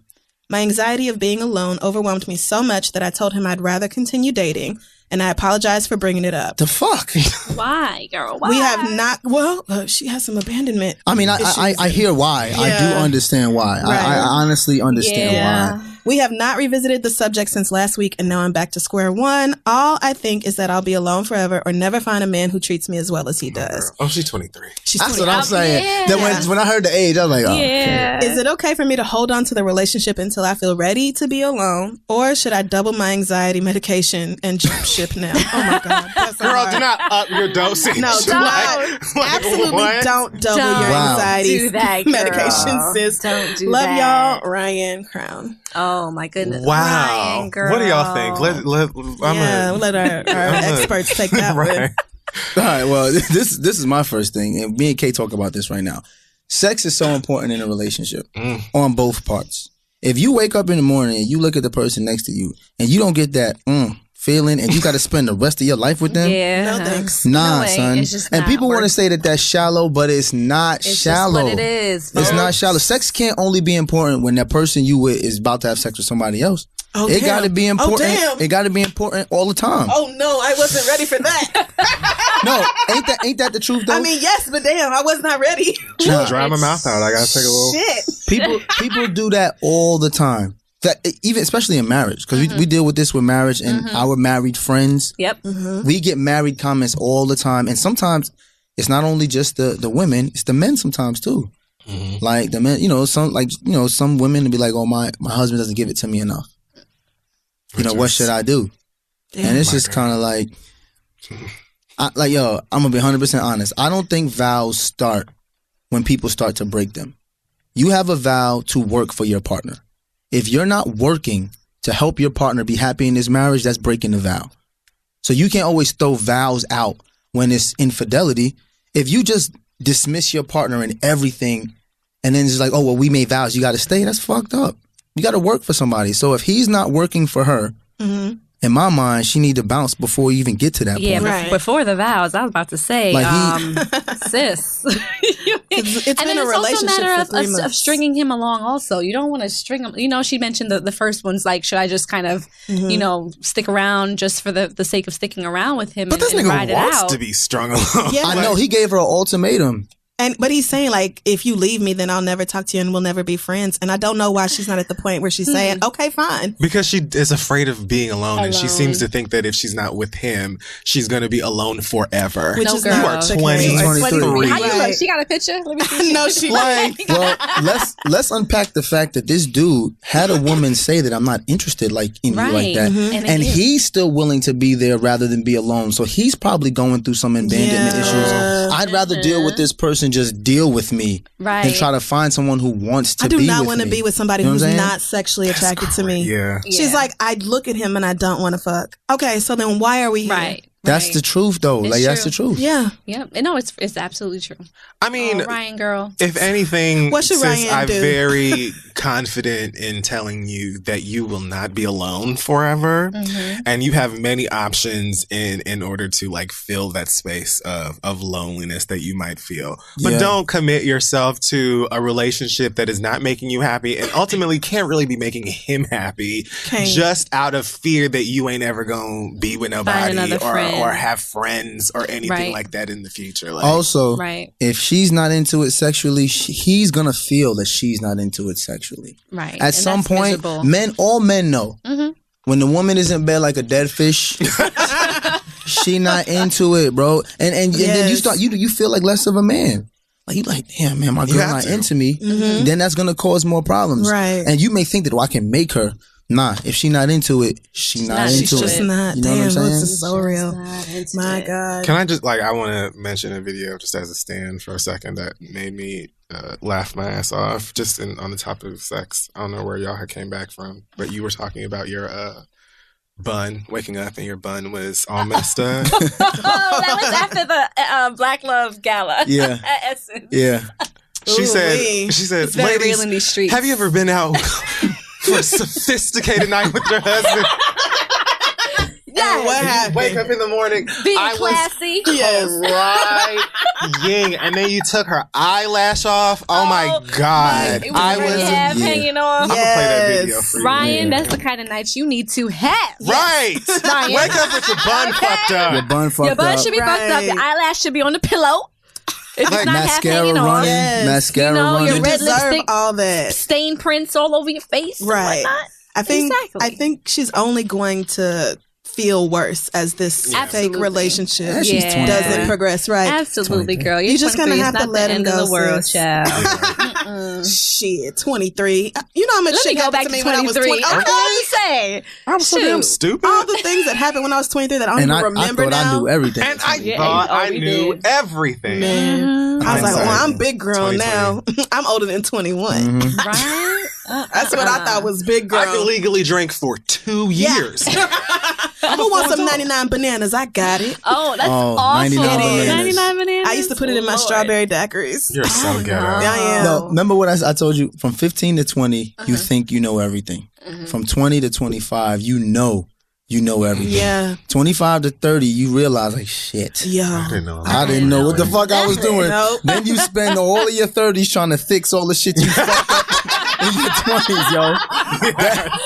That's me right now. Perfectly articulate. That is me right now. Like, oh, and then by my 35, God. you're like, all right, I'm starting to get the swing of Why things. is this literally my life? Like, this is, I had that late 20s emotional breakdown around like 28, 29. Oh, I did too. Yeah, I definitely went through that time where I was like, oh my God, I'm a real ass adult and I'm bad at it. Right. Yo. We went through that. Oh, we went through that as individuals. We went through that as a couple. Oh man, I can't imagine doing that. And with we a had nigga. just got married. We got married at 27. Hard to do that. Woo. Had Jackson. Somebody. We just had Jackson. Our he was 1 at that time. We were going through it. Yes. Oh man. Wow. That's a rough patch. Yeah. It's hard enough trying to do it as a single person, as an individual. Yes. Much less trying to do it and drag somebody along with it. Like, damn, we got to grow up in this relationship. Such a rough spot for us. Yeah. Yeah. And the thing that made it hard for me being a man and wanting to be the provider is realizing all the fuck ups you made early in your 20s and how it put you in a bad situation in your late 20s. And you watching yourself have to work through quicksand because everything you knew that you knew early in your 20s when you was making money just wasn't what it was. Right. But to your defense, babe, I have to say that Devale, when he was in the NFL, like, he wasn't a first round draft pick. He was on the practice squad for like a year. You played actively for like another year. So it's not like he made millions of dollars. Like, people hear the NFL. But with the money he did make, he was super responsible with it. Like, invested it, bought property. But there's certain that. things though, like I'll give y'all an example. And we talk about this, right? When I first came back from Detroit, I got severance pay from when I retired. I got severance pay, and we had to make a choice of whether we was going to get married or buy a house. And remember, you talked about gentrification, right? I'm telling you something that I know now, and I hope people listening. Empires are built during recessions. This was during the recession. This was 2009. The properties around the corner from us were going for like $250,000. Oh no! Oh no! $250,000. Brownstones. Brownstones. Oh, no. 3-4 family brownstones. No! Oh God! Y'all would be billionaires at this point. And let me tell you. His blood pressure about to spike now, guys. My beautiful wife over there who I love was just like, baby. Why I even brought up this story now? Let me sit here and record it. She was Goddamn. Maybe, I really want to get married. It's my dream. I said it just like that too. Me being a fucking egotistical dumbass. I make money. This is what I do. I make money. You know what I'm saying? I'm going to give my girl the wedding she wants. We got the wedding and we moved back in the apartment. A week after coming back from her honeymoon, she was like, I don't want to live in his apartment. I was like, you motherfucker. Like, girl, we could have went to the courthouse. He asked me, he was like, well, what do you want? A wedding or a house? So I was like, both. Like, I just assumed that understand the question. we can have the wedding and we can have the house. Like, what was the big deal? In her defense, we already owned 2 properties. So it wasn't like we didn't have property, but we didn't own property in New York. We didn't. And it wasn't during gentrification in Crown Heights. Right. So if we'd have bought one of those brownstones, Just one. it would have been worth $3 million today. $3 million. Right. Oh $3 my million. God. Let's not dwell on things that happen. And that's Right. But that's an example of It's like true. Like, thinking early you know 20s. shit. I'm like, I'm gonna put my money in the stock market. I'm gonna do this. I'm gonna That's do that. where I he got lost it a lot of covered. his money. And I used to In the sit back. stock market. I used to sit back and just, you ever just sit in the dark? Yeah. Just be You like, gotta keep going. Yeah. thinking about all the elders in your life. Like, where were you when I was making all these fucked up decisions? They didn't know no better either, usually. No, they didn't. Especially economics. Oh, yeah. Absolutely not. And I didn't see gentrification at that time, too. They were still breaking into my car. Like, gentrified where? Like, nobody's gentrified. Do they break into cars in gentrified Brooklyn? They do. No. Really, it gets really, really bad first. And the reason why we moved back was because the Barclays Center was coming. And I told her, I said, listen, this neighborhood going to change. Yep. Once the Barclay comes, and I say, you see these bike lanes? Oh, yeah, they coming. They coming.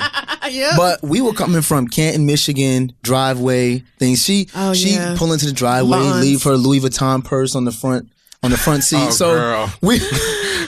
she come back in the house. She come back in the house. She pissed off. I'm like, what happened? She broke into my car, took my purse. I'm like, where'd you leave your purse? It was on the front seat. I was like, so why didn't you just leave it on top of the car? so they didn't break the fucking window. Like, now I gotta pay for the window as well. Damn. Like, what were you doing? Oh, Even one day I had my stuff tucked in the back. Still broke. She's like, why they gotta leave? Why they can't leave people's stuff alone? Because I'm poor, girl. I'm like, Khadeen, So we in green. Crown Heights. It's I a don't have recession. money, yeah. It's a recession. People We in tell me Crown Meanwhile, my mom Heights. was like, where are you moving my daughter to? You're moving my daughter to where? Crown Heights? Where? What? She's used to living in a private house. What's How your dare plan? you move her? What is your plan? What is your plan? My That's not like my mama. Ooh, Oh, she's just like, Yeah, my mom's like, what is your plan? So whatever is going to keep you from coming over. God damn. Now every time she comes over, she's like, man. oh, so when are you guys getting a house? Yeah, Anytime soon? Passive-aggressive. No? Okay. All right. Our next question comes from Shauna, who says, unfortunately, I'm in a similar situation as Sierra. My baby is Sierra, the Sierra. artist. Oh, Yeah. okay. I'm like, whew. My baby is number 5 out of 8, and 9 is on the way. All 9 are by different women. Wow. There's a long story as to how that happened, but I won't get into details. Her dad is 25. Jesus, with 9 kids? Okay, sorry. Her dad is 25, very immature, and a habitual liar. He has seen my baby once, and she turns 1 next month. He calls her on FaceTime once a month. And the last time he called, he propped his phone up and played 2K the whole time, barely talking to her or looking at her. Whew. Shortly after that conversation, I blocked his number and blocked him on all social media because he is literally a waste of time. Plus, she can't even talk and she crawls away from the phone when his face pops up. He is not a complete deadbeat. He has his mom send me packages from Georgia with formula and diapers, and he cash apps me money when he feels like it. Anyway, I'm cordial with baby mama number 4 and number 9. Number 9 even sent me pictures of her ultrasound, and she checks in on my baby and I every once in a while. They both want our kids to know each other, but we don't live in the same state. They live 9 hours away from me, where my baby daddy is from, and I can't tell whether this will be a good idea or not. I know at one point my baby will begin to question who her dad is and want more details. At this point in his life, he's too toxic, and I don't want her to be negatively affected by him. Once he's stable and level-headed, I will allow her to be around him. She's my only child, and I'm very protective. Any suggestions you can give me? Thanks, Shauna. So I don't know if y'all are dealing with something like this. That all 3 of your kids are like with one another and that, or no? I think she answered her own question towards the end. She Like, did, but the only thing I hate is when women blame dudes. Like, okay, you a baby father, baby mother number 5. If you so mature, you got your shit together, what you lay down with this motherfucker for? Well, Like- she probably got mature after she had the baby. But my thing is, like, we all make poor choices. You can't always point out other people's poor choices. You clearly made some poor choices too. And I hate hearing one-sided views of stuff, because we now clearly this nigga, like, 9 baby mothers. Yeah. He's definitely out here slinging dick, not caring. Yeah. Right. But it's like, get your house in order. Worry about your daughter. If he gonna play 2K, let him do what he gotta do. I think the latter half of what she said sounds about right. Like, maybe when like, he's all to prevent her daughter from being in a toxic environment with him and being exposed to that. Yeah, let him rock until he decides to get his shit together. Who knows when that'll be? I don't know if I could join up with the other baby mamas though and have like they're trying a to make baby mama triforce, right? Yeah.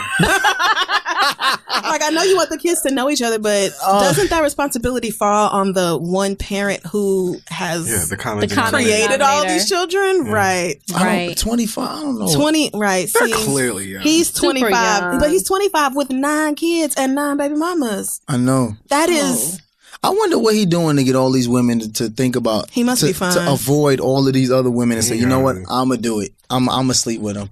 Like, I never understood that from a woman. right. Like, I never understood that. She knew Like, did he you- had 4 baby I was about mamas. to say, You know what I'm yeah, saying? knowing that Number ahead of time, or 5. did she not know when That's she what I'm became saying. number 5? Yeah. That's why for me it's hard to take some of that stuff. That's just serious, man. disrespect. Yeah, it's just kind of like, I would assume that you kind of wrapped your mind around the fact that this nigga wasn't shit before you got pregnant. You know what I'm And saying? you decided to just go ahead and Still let go that ahead happen with it. anyway. So, Yeah, and You then might- you laid down with him, then you got pregnant, and then you kept it.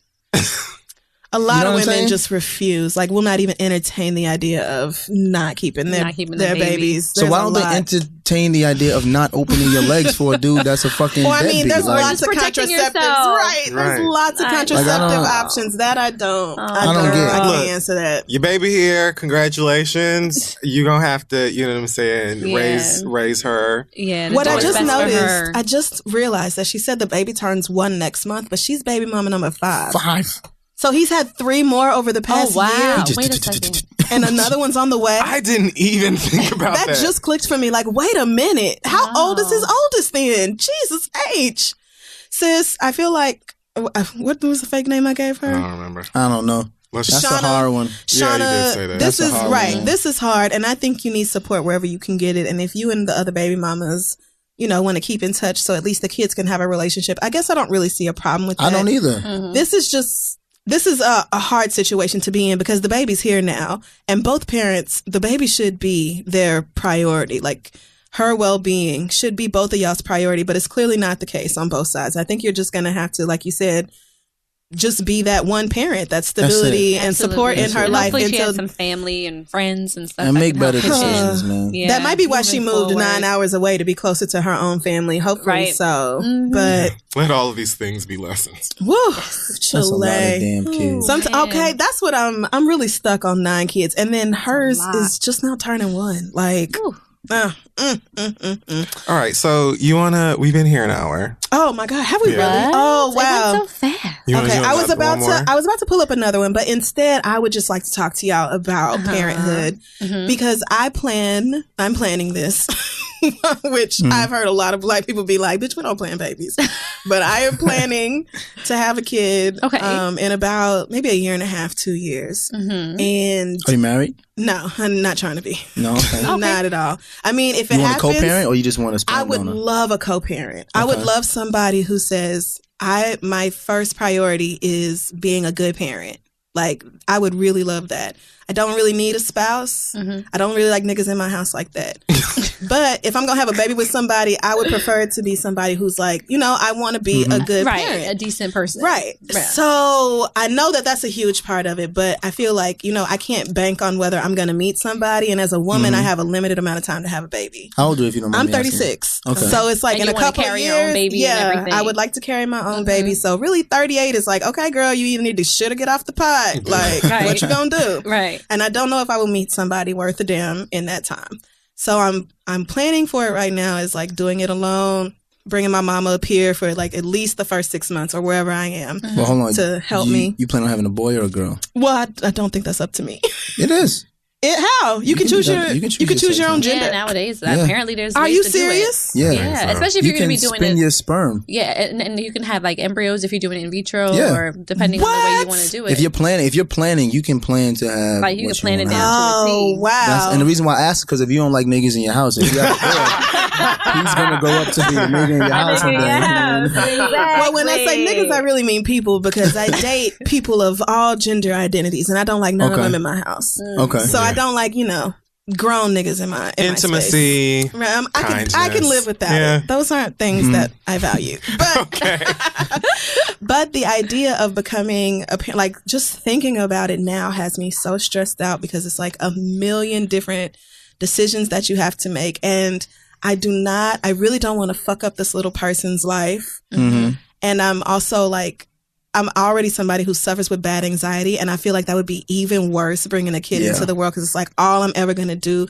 Like everybody says, it's like your heart lives outside your body. That's exactly and I'm like, is. I cannot handle that because what if something happens to my heart? Like I can't. That's exactly what it is. No, that's what it is though. So especially you, I wanted to talk to about this because like what advice do you have for a woman like me who is planning on having kids and is scared of pregnancy, scared of childbirth, scared of messing up? Like, how do we relax our nerves? How do we get ready? It's funny because I think a lot of times, like you said, as Black people don't plan, we just have babies. We just have them. I think you may be overthinking it a slight bit, only in that I know you have to plan to have a baby in the circumstance you want to. But once you are pregnant, for me at least, because I've heard the opposite from a couple of women, the minute I've gotten pregnant, it was instant bonding. It was instantly like, this is a life that I'm growing inside of me. This is my child. This is my husband and our child. Like it was just an instant bond that I had where I have a friend who actually had her baby and felt nothing towards the baby. Wow. Yeah, I heard of that. For like a couple of months. Is that like a postpartum thing or? It could be postpartum, or you just could be that person that just is kind of like, I don't know if she saw herself as a mom that young either. So she kind of was just she was like, young. She was young. Okay. I don't know if I feel anything yet. And the baby had to kind of grow on her. And you're learning this new little person that just, has taken over your entire life. And will turn your life upside down. Upside down. Upside down. Oh, I'm so scared. So yeah, I mean, once the pregnancy happens, and you know, you're just gonna from that moment want to do everything you can to ensure that you're raising this baby from in utero, meaning eating the right things, taking care of yourself, you know, not being stressed, not worrying. It's hard to tell a person not to worry about their child. Like Devale said, I was a worrier before, but now that I have 3 children, your heart, you have 3 hearts, like walking around outside of this world. Like, and that's the thing I worried about the most. And even when it comes down to us with social media, like I'm still mama bear. Like I'm worried about when Devale does an Instagram post, you know, did you get our street sign in the back? You know, safety things, or like you know, posting, or just posting a story when we're in the actual place that we're at. You know, like little things like that. I still am mindful of. Whereas Devale's a little bit more like, well, I'm just going to capture the moment. But as a mother, it's the most amazing, most rewarding experience ever, and a lot of stuff just comes naturally to you. You're going to get tons of advice, but you're going to have to do what works for you. Like and you got a village, bitch, because you know I'm be telling your baby to push you down. I know, but I'm still like I know I'm very, very blessed to have an incredible support system around me. Like I have the best friends and family, and my mama is like a year away from retirement, and all she wants is for me to have a baby. So she's just like, whenever you're ready. I mean, so everybody says that, but like, what about money? They cost so much, and they don't. What? They don't. Yes, but that's what everybody. People who so don't about money. Yes, they're so expensive. What do you think you're doing for a living, bitch? I mean, I'm not broke, but I'm just like, what you been doing for 36 years of your life? I know, right? Yeah, I know. You barely spend money. I don't spend money, but I'm still scared of not having enough because it's like, what? You'll find enough. What if the baby? I don't know. What if the baby needs something? This is what I'll tell you. Something you always find a way. When you're born into this world, you're only born with one inalienable right. That's to survive by any means necessary. Your baby only knows that I'm here to survive. Whatever you offer that child will be the greatest thing ever because they won't know anything. You're right. Yeah. So don't stress on, I got to do this, I got to do that, you don't got to do all of that. Yeah. You have to provide your child with that ability to say, I'm with my mom, I'm secure. And as long as you have that, you're good. I remember saying to Kay, man, I'm not living in this apartment with no kids.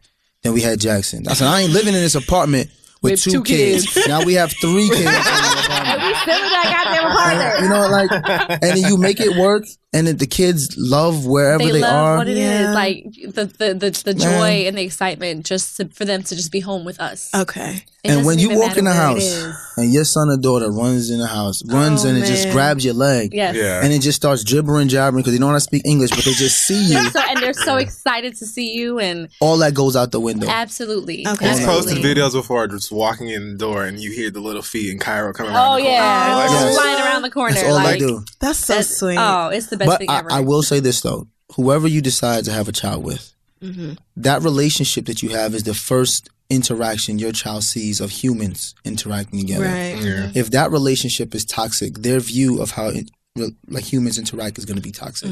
So you should try to build a relationship with that person while in utero, so that the child can feel that.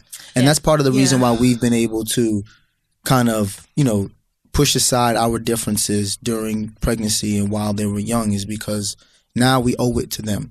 It's not so much about us anymore. Yep. We have 3 little people that we have to present to society and help them to survive. Right. Yeah. And to be just like good people. Yeah. You know what I mean? That's just be good people. We want them to be good people. And it's like you feel good as a parent. I don't know if you want to have more than 1 children or just 1, but I don't know, girl. We'll get past 1 first. I'm scared of 1. Right? But it's just great to see, like, even today, as I was getting ready to come here, I'm in the shower and Jackson's on the book on his bed reading, and I see as I peek around the corner, just because they're quiet. So sometimes when they're quiet, that means they're doing something they're not supposed to do. Right. But I peek around the corner knowing that Kaz was with my grandmother in the living room, and I see Jackson and Cairo on the bed, and Cairo can't read, of course, but he's sitting next to Jackson with the book as Jackson's reading, and Jackson puts his arm around him and gives him a kiss. Oh, God. Now, hold on. Jackson's sitting there with his right foot over his left, and his hands like this, and Cairo looks at him and then puts his right foot over his left. Right. And it's just funny to watch because he's doing exactly what Jackson is doing. He's such a great big brother. He's so great. I can't. He's so great. So precious. And that was a moment where I just, as a parent, was just like, okay, I'm doing something right. Yeah. Yeah. You know, they just love each other. They love each other. Yeah. He wants to be like his big brother, of course. Whenever I go to parent-teacher conference for Jackson, I even get text messages from parents what a good person Jackson is. 1 kid had an accident at school, like in the bathroom or something, and the student came back home and told his mom that Jackson was the only kid that didn't like make fun of him. Well, you missed the important part. The teacher said, because the teacher can't go in the bathroom, right? And said, you can pick one person to go to the bathroom. Oh yeah, and help that's you. what it was. And that person picked Jackson, right? And Jackson took him in the bathroom. So he knew, and his that mom makes was you like, feel he as a picked parent Jackson because he knew Jackson he has wouldn't value and morals and things. But he doesn't get those out of thin air. He gets them from his parents. So y'all gotta be doing something right. So my hats off to y'all. It does make you feel proud, right? Because it's like every day with just moving back and forth and the hustle and the bustle of life, you don't think like I'm going to teach my child to do this, but they emulate what they see. Yeah. They will pretty much emulate anything that you make them feel. So just being loving and being amazing and, being who you are. Yeah. And having those people around your children, because we're also very particular with who's around our children. Yes. And I will say this as well. Something that we've discussed a lot, which we want to kind of push to the forefront of what we do with parenting. It's not so much what you have, but the experiences that you give your children. I have a lot of wealthy friends. As I've started to grow in my finances, I've met older people who are wealthy. I'm not talking about entertainers who've made a couple million. I'm talking about wealthy. Yeah. They've all said to me, do not waste money on private schools, private tutors, all this other stuff. All their kids that did all that shit went to waste. It wasn't until they got their third and fourth child and they just took their kids on experiences. You know what? Rather than spending $60,000 a year on school, let's travel every month. Let's go to the museum. $60,000, my God. Man, you want to hear? No, you want to hear your ass right funny on down story? to the public school, fucking with me. This one over here, right? Jackson was 2, so we and I'm doing my due diligence as a parent. Right. I felt the same way you did. Like, I can't miss this child. Yes. I gotta plan. I gotta check every school route. I gotta check every opportunity. That was me. Yep. So we're going to a bunch of different schools, and I'm not going to shout out the school's name because I don't want to, bad pub or whatever. Right. Yeah. But we go in there and they're like, oh, we love Jackson. We love you guys. We do the interview process, and Jackson's been accepted. And Jackson is 4. He's 3. Gonna be 4 going into pre-K. Right. So then Kay calls me. He's like, I got the package for the tuition. So I'm like, all right, so how much is it? She's like, it's $3,000. So I'm like, yo, why we can do $3,000? I'm like, it's 12 months a year, divide that by 3, that's $208. And she was like, I'm like, what was that? She was like, it's $3,000 per month. And I was like, oh no, how many months he going to this school? I'm like, $30,000 for pre-K. What the fuck can you guarantee me my 4-year-old can do? Right. For $30,000. $30,000. That every other 4-year-old can't do. At the time. Colors and shapes and shit. And at the time, I was working at MSG Varsity. And I was talking to the head of MSG Varsity who got a ton of money. And I was telling him what I was going through. And he laughed at me. Now, this is an older white dude who got 4 kids. He said, my first 2 kids went to private school. They was the worst motherfuckers I got. I was like, oh! Say no more. He said $500,000 on both of their educations. Woo! Both dropped out of college. They both still live at home. They're both trying to figure out what they want. They're entitled. He said my last 2, they went into public school. We traveled a lot and they took off, got scholarships to school. And I was just like, you know what? I think we need to reconvene and figure out what our priorities. That's part of the reason why we didn't go and rush and buy a house initially was because, you know what? We pay rent, but now we have, access to excess resources. Right. Let's go to Spain. Let's go here. Let's go to Jamaica. And we took Jackson to the Bob Marley Museum in Jamaica. That's awesome. What an experience. Man, and now Cairo walks around the house. Get up, stand up. He's 2, singing Get Up, Stand Up. And I'm like, that's an experience at 2. Doesn't it? Me too. I'm like, at 2, oh. He's like, this, you see, I got my Rasta band and Jackson says to me. My mom was like, Jackson, Cairo, what do you want for Christmas? He said the beach. Yeah. The beach and the sand and the water. Yes. Same, vacation. Culture. Be cultured. Take your kids places. We have little global citizens. Yeah, I mean, that's assuming you have $3,000 to spend on private school in the first place. Yeah. That's like, if you can afford the $3,000, it's like, but do you really have to? I thought you was going to say $3,000 a semester. I'm like, okay, that's not too bad. It's in-state college tuition. And also let you know, living in New York is the most segregated educational system in the country. In the country. Now, there are some, positive things about going to private school. Like Jackson School got 29 kids in the class. Nice. And I'm about tired of them motherfuckers because That's a lot. That's a lot of kids, man. Especially a lot of 7-year-olds. I feel bad for the teacher, man. Like, how do you teach 29 kids? 7-year-olds? And I feel like there's like 20 boys and like 9 girls. Oh no, those poor Do you know what that's like? 20 boys at 7? At 7. Oh no, it's hard, and he's in the gifted and talented, so those kids have to be challenged. The GNT class is crowded like that. The GNT Could you imagine a regular class? Exactly. Could you imagine a regular class? It's like 35, 36 kids. Yeah. I was on that same accelerated track, and that was one of the benefits that they told my parents about was that the smaller class size. The year before, it was 13 kids in the class. The year he got in, it was like 20, 25, and then now it's 29. Well, it's the influx of people coming to New York. I mean, I get that. And also, so much education, especially at that age, can be supplemented at home. Like, you just said it. In elementary school, you just said it. I got you through elementary school. Middle school, fine. That high school math, we might have to hire a tutor. But Mama got you at least through Algebra 1. That's the truth. So much of what Jackson, in the summertime, Devale already knows. What grade are you going to? 2nd grade? Okay, so in the summertime, we're getting 2nd grade books. Yes. And we're going through all this work, so you go in and you're prepared. My mama did the same my parents. thing. Yep, mine too. Yeah. Book reports. You got to read. My mother was the same way. Absolutely. When the last time you read a book? I'm like, it's fucking July. My grandmother made us write a 5-paragraph essay every day, like Monday through Friday in the summer, as if we were still in school. Yeah. She was like, you can go and play your Nintendo after you finish writing these 5 paragraphs. And look at you now. You know what I'm saying? Look at you now. I still ain't shit. But like, I can read and write and do all, those things. Important skills for kids. Right. Yeah. I'm educated. Son. You came from Miami. You came up here, did your own thing. That's your grandma, bro. Absolutely. 100%. I credit her all of the time. Back then, I was like, right, no mother. What's your background? What's your family? Jamaica. Yeah. St. Catherine. See, I knew it. Yes. Absolutely. Oh, so now he can stay on that side next to you. He was about to send him over here. He's a fellow yachty. Yes, of course. Over here. Of course. She used to make, that was, and she was a teacher too. I had like a lot of teachers in my family. You teaching kids in Jamaica who have like nobody has anything, and your education is so important. It is. Like it was like, nah, I don't care that all the other kids are at Disney World.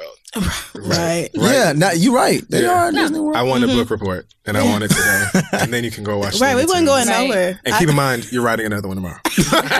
So you might as well get to writing. I love it. Go ahead, get you a fresh stack of paper.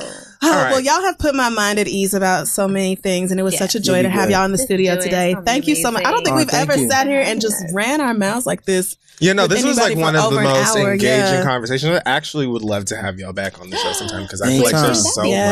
So much stuff that we haven't even talked about. Yeah, a lot of stuff that we could still talk about. And there's so much more happening in 2019, so we're excited to let y'all know what's going on. Wait, one more thing. Okay. Yes. What do y'all think about Offset interrupting Cardi B's? Oh God! Oh God! Where do you stand on his grand gesture? I want to hear this from a happily married couple. I didn't even see. I might have been under the rock because I've heard about it, but I haven't seen it yet. I know what happened. So he interrupted her during a concert, a performance. Mm-hmm. And there's a lot of different ways to think of it, right? Okay. But the first thing I'm thinking about it as a business. Mm-hmm. She's a businesswoman. This is my brand. Mm-hmm. You're as a woman, it's unfair for you to take what we're going through and place that in front of my brand that I've worked so hard for. Right. Because as a woman, you have to be 10 times better than any man to get to that level. So now I'm trying to reach that level, and here you are as a man. Come on. Never heard a straight man talk this much sense. He's in touch with his feminine side. What was that quote that we came up with? I forget it. You had said something. Denori came up with a quote. No, it was you. I came up with a quote? Shit. Is as fragile as her self-esteem. Yeah. The male ego is as fragile as a man's self-esteem. Yeah. Damn. But I feel like it was just unfair. You know, like I would never do that, that's fucked up. Mm-hmm. That's fucked. Like first female artist to headline Rolling Loud. That's not fucked up. That's not fucked up. No, it's very fucked up. I can't believe a straight man said it though. I'm like, I'm disbelief. Because I'm always thinking I'm always brand conscious. I'm always business minded. But also, you have to be conscious of what's going on in society, right? Certain people don't get the same opportunities as other people. Yeah. So that would be the equivalent, of if a black artist got the first opportunity and now his white person just comes in here and just overshadows. It's like, bro, this is my opportunity to do something for me. Mm-hmm. Yeah. How are you going to do that? And if you say you love me, right, and I'm your wife, I would never do that to Khadeen. I would interrupt something else. You know what I'm saying? But say she was hosting the Oscars. First black woman to host the Oscars. I'm not gonna walk up on the fucking Oscar stage acting a fool. Did he think it was romantic? What was I'm sure he did. It was like a bunch of flowers that said, "Take me back, Cardi." And they just interrupted her show and rolled this shit out. And he came out on stage. And then it got real awkward real fast because she did not look happy. She did not look happy. They put the lights down on the stage so you couldn't see exactly. But she was going off. She was like... That's why it's unfair. Now, unfair. Okay. I will say this, though. As a man, you see the woman that you want. I see you looking at me over there. Oh, Lord. Because, you know I'm talking about you, man. You know, right? I'm like looking through the mic, like, get these two. Sometimes as a man, when you get to a certain level, you feel like you bigger than everything else. And he's not looking at her as no Cardi B. He's like, that's my wife. I want my wife. As a man, as a husband, I can respect that you went out there and got your wife. I just feel like he wasn't as selfish to do it then. I understand the gesture. He probably thought this is a big moment and I can be vulnerable in this moment because it's a big moment. I wouldn't have done it. I think it was selfish, but I could see how him thinking like, this is me, I'm Offset. I don't got to beg for no chick. This is a big moment. I'm going to come out here and be vulnerable in front of all these people. Do you think it's vulnerable to say, take me back? Like, what's vulnerable about that? As an alpha male. Oh, Lord. Who, I'm just being honest, as an alpha male, for you to beg for anyone's attention, and it doesn't even have to be a woman, like even as a business partner, so you know how so many businesses fold because men just walk away. Too big ask for your forgiveness. That's for him true. To go on stage in front of all them people. But he didn't ask for forgiveness. He asked to be taken back. His word, he did say, "I'm sorry, bruh." See? You can't forget, I'm sorry, bruh. He called her bruh. That's his love language. Bruh is his love language. Maybe. You know what I'm saying? That might be their thing. It takes a lot for a man to get up there and be vulnerable. That's vulnerable. It is. He Offset. Whoa. Former trapper. One of the Migos. Most of his peers would never have done no shit like that. That's what I'm saying. They would have just got another girl and went on IG. It's hard for me to compare things to what other similar niggas would have done because I'm like, none of y'all should have did it. Like, my mind keeps going to, well, why didn't you have this kind of respect and energy back when you was out there sleeping with all these women? No, I completely hear what you're saying. I'm just saying on the topic of this seeming to be vulnerability from him. Yeah. It's not many like, look at how many rappers a year, a month, a week get into some shit with their girlfriend about cheating on them. T.I. just buys Tiny a car and a bag and puts it on Instagram, and that's how we know they made it. He's not going to be vulnerable. Well, I think it was vulnerable. I don't think it was right. I think it was wrong, but I think it was vulnerable. But let's be honest. What is Offset's background? Who's been coaching Offset? I thought he grew up in the suburbs. Doesn't he have like two parents and a stable home? I don't know. I think he does. I'm asking. I don't know. I don't know for sure either. That's just what I read when his daddy came out talking about how Cardi B needed. Oh, that's a stepdaddy. Yeah. Oh, because I'll be honest. I'm not sitting up here speaking from so much maturity. My father coached me. My uncles coached me on how to be a man. Like, I can't sit up here and make it seem like I figured these things out on my own. My father and my uncle were on my ass about being a gentleman, and then my mom, on top of that, wasn't having that. So a lot of the things that I preach or I say come from my upbringing. Yes. So if he doesn't have an upbringing to know how to be vulnerable and be a gentleman, you can't really just expect him to go out there on stage and know what to do. Right. I definitely agree there. I don't think most men, black, white, or any other race, are raised with a culture of valuing women and truly respecting them and their words. I feel like if he really listened to Cardi B and really valued her as a person, then all these grand gestures and all this would not necessarily even have to be done in private, but wouldn't be interrupting her while she's in the middle of having her moment. Because then it's like he's centering his feelings and how much he wants her back as opposed to what she wants or needs in that moment. His needs are more important, even when she's on stage making history. And it's just like... That's why it's selfish. He should have been there to greet her as she left the stage. Yes, or something. why not? Why? But then if he doesn't know better, the grand gesture is to be that vulnerable in front of all of these people. True.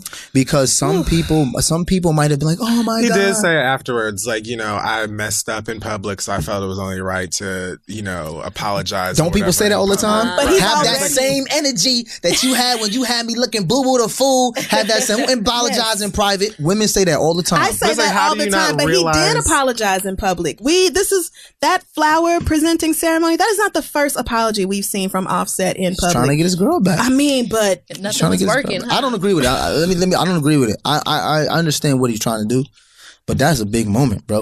Like that was just fucked Yeah. up. Like if I was her, I'd have been pissed. oh, She she was. looked Yeah. very What I angry. She looked pretty mad. So Damn. And we try not to do that. Like we're nowhere near on that level, but we try to give each other our moments. You know, like we'll be going through shit, and if we're going to a radio station, we're doing something in public, we're never going to have that in front of people, Right. because this moment is not about our marriage. This moment is about her as an individual or me as an individual. And I think that he'll learn that as a husband. If they get back together, he'll realize that Cardi B is not your wife. Cardi B is Cardi B. And then when y'all at home, she's your wife. And I think that, you know, Jay-Z, Beyonce have gone through that. Will and Jada. but look at how many years those women had to tarry with these niggas in order to get them to this place where they're finally like, okay, I do value and respect you as a woman. It's like, why does it have to be like that for so many of us? I think social conditioning. If you think about where marriage comes from comes from a place of property owning anyway. It's true. The only reason why marriage was even happening was because men wanted to be able to claim women, to have kids, to say these are mine. And they get all my So shit. And she is mine as She is well. mine. So Yeah. if the idea of marriage is oppressive to women in general. It is oppressive. I mean, I'm just being honest. I mean, once again, I do not know where you found this unicorn of a man. I am just so stupid. flummoxed. No, I can count on one hand with fingers left over One thing is the he's number very of men fair. who make He this will much be sense. fair. You know, Like a lot of men I think will they're be fair. rational, but there's a lot of bias behind their so-called rational mindset. But you actually think things through. well, I was raised in a house with six older cousins who were all female. So I got my fair share of listening. With the intent to Shout understand. out to Michelle, Yes. Tasha, Celeste, Lisa, Tracy, my Aunt Weezy. They used to watch me at home. So Hey, Weezy. I used to sit You were there in ear the house. hustling, huh? I was ear hustling. Oh, this nigga did that. He did what? Nah, he should have did this. I was like, Come on, that's note what to you self. should do. That's what you should do. That's how I got her. Man, well, I love it, and thank y'all so much again for coming through. This was such a joy. Absolutely. Nah, this was great. We'll be This was back fun. as long as y'all have us. Of course. Tell you. people where they can find you. Maybe give a tease or two on things you're working on. I know y'all have endless work and contracts. Well, you can find us both on Instagram. Instagram. I am Devale, IAMDEVALE. And Khadeen, I am, not Khadenium. Yes. When I meet people, they be like, Khadenium, it's you. It is me, but it's Khadeen, I am. So KHADEENIAM. And I also just found YouTube. both of y'all, yes. And the fact that y'all don't have like a We're the Ellises kind of Instagram account, gotta say I love it. Gotta say I love it. Why? You'd be like, who these corny people y'all The fact that bringing in both here, kid? of y'all have your own pages, it's like we're our own people. We're Yeah. a You don't see both of union. them on each page. I mean, right, anyways, yeah. of course, Yeah. but so many, like, I can't tell you how many people I know from high school who have like joint Facebook accounts with their spouses or whatever, and it's like, Why? No. Right. it's like Allison and Donald Spencer, and it's like, but I only know one of. I really only know one of you, but also I only wanted to talk to one of you. You want to hear something funny? We almost didn't even post each other on our Instagrams when we first got started. Me. It was Yeah. like you want to act, I want to act. We don't want to be Right. considered those people who are so. You just Yeah. post your stuff, I post my stuff. That was Right. initially how we were going to do our Instagram pages. Right. And then we just got tired of auditioning and stuff, and we're like, you know what? Let's just put our own stuff out there and see what sticks. Yeah. Absolutely. Yeah. Well, I love it, and I wish y'all the absolute best. And Thank you so much. These children are just gorgeous, so keep doing the great Thank you job so you're much. doing. Thank you. Thank y'all so much for coming. We're going to take a break. We'll be right back. Thanks again to Squarespace for supporting today's episode. Squarespace makes it easier than ever to launch your passion project. About to be January, and I know a whole lot of y'all got ideas on your brain, and you're probably going to want a place to put it online. So look, whether you're looking to start a new business, maybe you're an artiste and you want to show how talented you are, maybe you want to publish content about how horrible your best friend is, or your baby father, maybe like a gossip girl. Maybe you want to sell products like artisanal, Soap. Yes, all kinds of things. Slippers, whatever it is that you do. Squarespace is a perfect tool for you to give yourself a sickening place online for whatever it is you're thinking about. And with beautiful templates created by world-class designers and the ability to customize pretty much anything with just a few clicks and some handy-dandy toolbars, you can easily make a beautiful website all by your lonesome. Plus, Squarespace has a powerful e-commerce functionality that lets you sell anything online and analytics to help you grow your site in real time. Everything is optimized for mobile right out of the box, and there's nothing to patch or upgrade ever. What does that mean? It means you don't have to do the old Flintstone shit that I had to do when I was 18 years old and learn how to download this zip and upload it where and do branches and all that kind of stuff. Oh, man. Install it. Coding and shit. Pop that phone out, and you've got a website on desktop and phone. It's great. It can't get better. No. Buying domains is also incredibly simple, and you'll get the help you need with Squarespace's 24/7 award-winning customer support. So if you do get confused, you can talk to somebody anytime that will help. Squarespace empowers millions of people, from designers to lawyers, artists to gamers, even restaurants and gyms, to turn great ideas into something real. Yep. Head on over to squarespace.com/read for your free trial. And when you're ready to launch your site, use offer code READ to save 10% off your first purchase of a site or domain. That's squarespace.com/READ, offer code READ. Build something great with Squarespace and the Read. Now let's wrap up the show. All right, so we're back. About to wrap up this thing finally. Yes, it's time for the read. So I will just start because I truly don't expect to be doing these for too long. I have 2 reads, but I believe them to be short. Okay. I would like to start with Prada.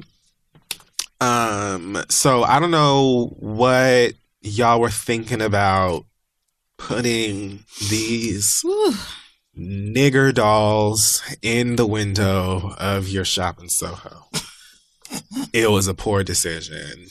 So if you don't know, you could probably just put in Prada on Google and go to news. Mm-hmm. You may not even need to click news. It'll probably just be right there on the front page. Let me see what happens. But either way, you will find. Right there. There you go. Prada vows to examine the processes that led them to sell blackface. I suggest you do it. Girl, because how did you bitches end up there? I'm reading The Guardian. Fashion label expresses deep regret over monkey-like figurines that put in store window. Monkey-like is right. So if you haven't seen them, they're basically these little weird, they almost look like voodoo dolls or some shit, but they're all black with these giant, oversized red lips. Yep. So I just had like 2 questions, right? Okay. When I saw this. Oh, keep in mind, you can also buy a little miniature nigger doll that can hang on your purse or your belt loop. Yeah, it's a little token. If you want to carry racism around with you on the street. Like your own little pickaninny right there on your back. Just a little polywog for you. Just right there. I wondered how many people sit in the room when discussions for things like this take place, and how many of them have melanin. I feel like it's a very good chance that every person involved with this was Caucasian. And if there was a black person in the room, that they felt like many of you people who are only black people in the room at your job. Yes. Okay, well, this is racist. This is some bullshit. We gonna get dragged for this. But I also really like this job. The pay's decent, and there's a good chance that if I say something like the truth, these white people gonna get mad at me, and I may not have a job no more. So, soapbox, checks, soapbox. There's an episode of Blackish about this. Financial stability, truth, poverty. I don't know. I mean, times is rough. I can't blame nobody for doing what they need to do to keep their job. This falls on Prada. No, it absolutely 1,000% falls on Prada. And this is why not only employing people of color in all of these spaces that's not only why it's important, but I think that it's just like a further example of how many things you could probably avoid if you had the foresight to just have sense. First of all, not first of all, but past all of that shit, blackface and all of this imagery is so motherfucking old. Woo. Like, I know Prada as a fashion house is quite old too, but I don't understand how nobody caught up on this. So although they say that they abhor racist imagery, and that they're doing all of this work to correct the mistake that they made. I'm just happy to say that I don't own anything Prada, and I never will. I'm pretty pissed because I have a lot of Prada accessories, not clothes, but bags and not shoes, but sunglasses especially. I got so many pairs of their sunglasses, and it pisses me off because a lot of their shit is really cute. But, yeah, that's true. Like, how dare you? I won't accept, especially that initial response of, what do you mean racist? There's no racism in this. Like, okay, y'all cannot be that dumb. But also, if you really think that, then y'all have desperately got to hire some niggas. Because this is so fucking stupid. It's just, Prada should have never, ever, a brand that is that established, we should have never gotten here. So, I just, there's luxury sunglasses and other accessories everywhere. Like, I don't have to buy Prada, and I just won't. And I mean, I feel like it's every year that some fashion label gets dragged for racism. Oh, yeah. I mentioned this on Twitter, and a bunch of people were like, girl, we got a whole list of receipts on basically every fashion house. Yeah, so, like almost all of them. You might as well boycott all that shit and start getting everything secondhand, which is also fine. Like, I don't need to be spending that kind of money on sunglasses. No damn way. It's a lot of cute shit at Ross. Like, what the fuck you better act like you know. When I get to Houston, I'm going straight to Kohl's. Okay? Let me tell you something. My auntie be making magic happen with that Kohl's cash. All right. And then the only other thing I wanted to say is to Juelz. All right. We're not doing that. I know that your tiny black ass did not walk up on Keith Sweat and disrespect the fuck out of him. Like, Lord, you kids these days, y'all ain't got no damn respect. Okay? Have the fun that you're having in your moment. Celebrate that people like you and are paying you some attention. You're making money doing something that I would assume you enjoy doing and things of that nature. You gotta be king, nigga. You couldn't be the Burger King. You could not. So I don't even understand where all of this like persistent energy is coming from on this topic. I understand, though, that this is a promotional tool for him. I don't know if it started off as his idea or somebody else's, or if they were like, hey, look how many people are talking about you now. Let's keep going. But I don't know if it was TMZ or who was following Keith Sweat at this show. But they're talking to Keith Sweat on camera, and somebody said something about the king of R&B or just the word king or something. And this nigga who you wouldn't have even known he was there. Right. Like, he almost like appeared as if someone called Kazoo on the Flintstones. Like he just came out of nowhere. Mm-hmm. And he starts hollering at the camera about him being the king of R&B. Keith Sweat was the R&B king from back in the day, but he's the new king now, and all of this other shit. Mind you, this nigga is like 5'5". What? Is he really? He's a tiny thing. So, like, they did a video afterwards where Keith Sweat reprimanded him, as I enjoyed. And he was also standing next to Tigga and Tank. Oh, okay. Tank is not very tall, and he was still quite a bit taller than this nigga. So he's like, a minuscule thing. And I just feel like, nigga, I get that you're trying to drum up this attention to get people to like download whatever music. I think it's foolish that you have apparently not released anything new within the past week and a half or whatever that people have been talking about your ass consistently.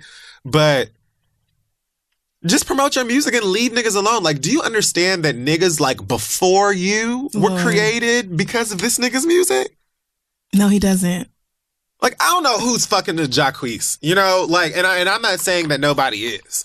I'm just saying that Keith Sweat was so motherfucking bad.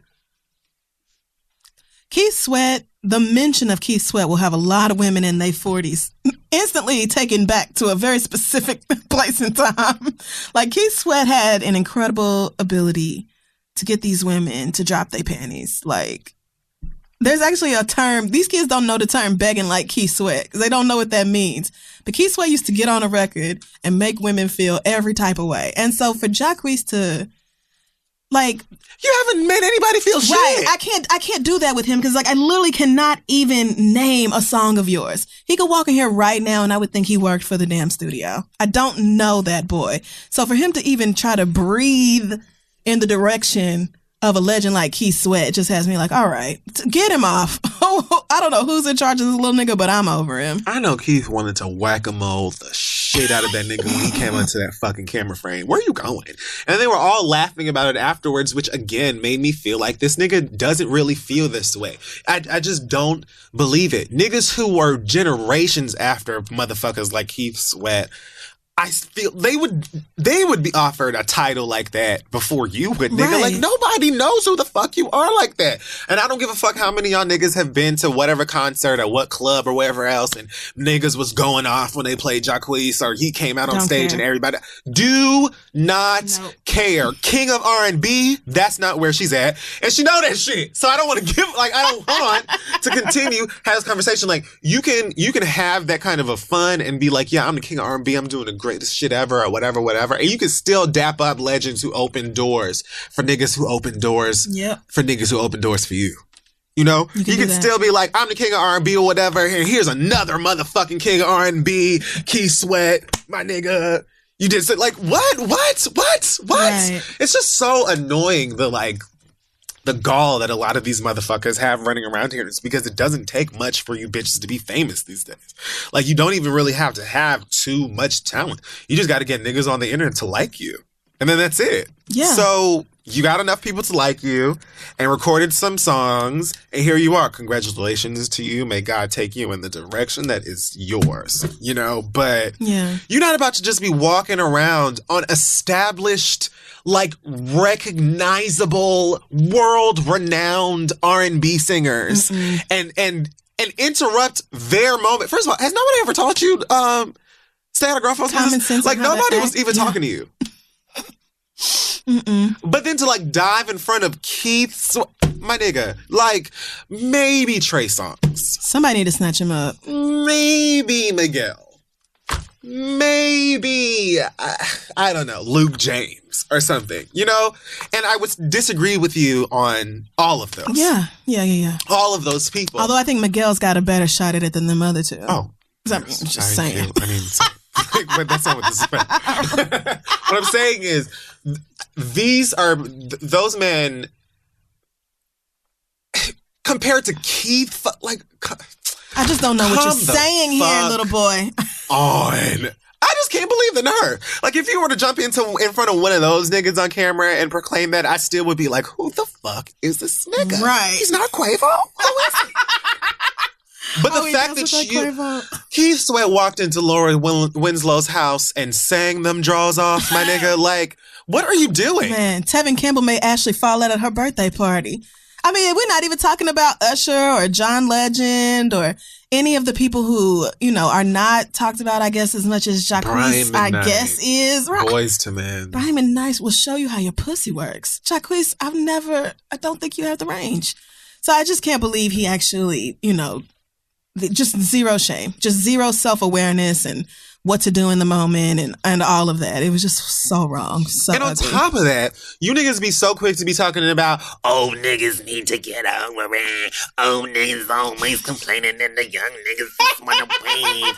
Old niggas is so Is this your young nigga voice? Like, but then rush to sample their fucking songs and remake them and shit like that and sell us nostalgia back and do all of that motherfucking shit. Tory Lanez talking about he want niggas to leave Jacquees alone. Tory Lanez, like, the first 3 songs I had ever heard of from you were like you remixing some other R&B song that was way more classic and famous than whatever it is that y'all niggas were. Like, I don't even want to hear that. Oh my God.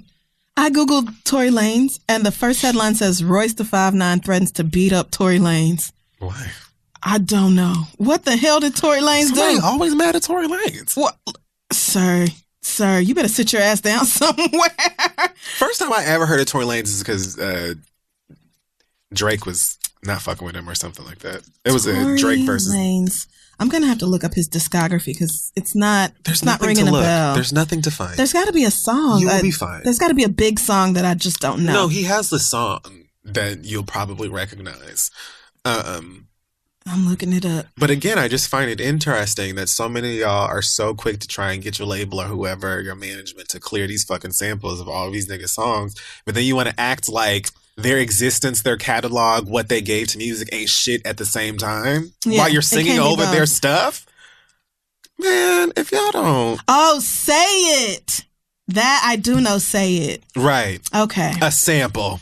Well damn. Well, all right then. A sample that also none of us needed. So I don't have your fun at your moment and revel in the fact that you're doing well for yourself and you're having a good time. But you don't have to bulldoze over niggas that literally pave the way for you and also aren't bothering you. Right. To proclaim yourself something that you also clearly, we're not even talking about somebody who has a case. Right. If Miguel were to hop in front of Keith Sweat and do the same thing, he would still get cussed out. Because although Miguel is talented and makes great music and we love his work and all that shit and the nigga's cool, Miguel's not finna stand in front of Keith Sweat and call himself the king of R&B and say Keith Sweat was the king of R&B from the past or whatever. And we're just going to be like, whoa, we are Do you great. have no respect for the people who created the lane that you're walking right now? You just have zero respect for that? None at all? You realize you will age too, right? You won't always be the young nigga that everybody gives a fuck about. One day, the things you like and the music you make will be old nigga shit. And some young bitch ass nigga like yourself will come up and spit in your face and say you never did nothing for him. And you're going to understand the restraint Keith Sweat had to exercise to not slap you in your fucking face. I know Keith Sweat had that Arthur hand. That fist. Yeah, that John Legend fist.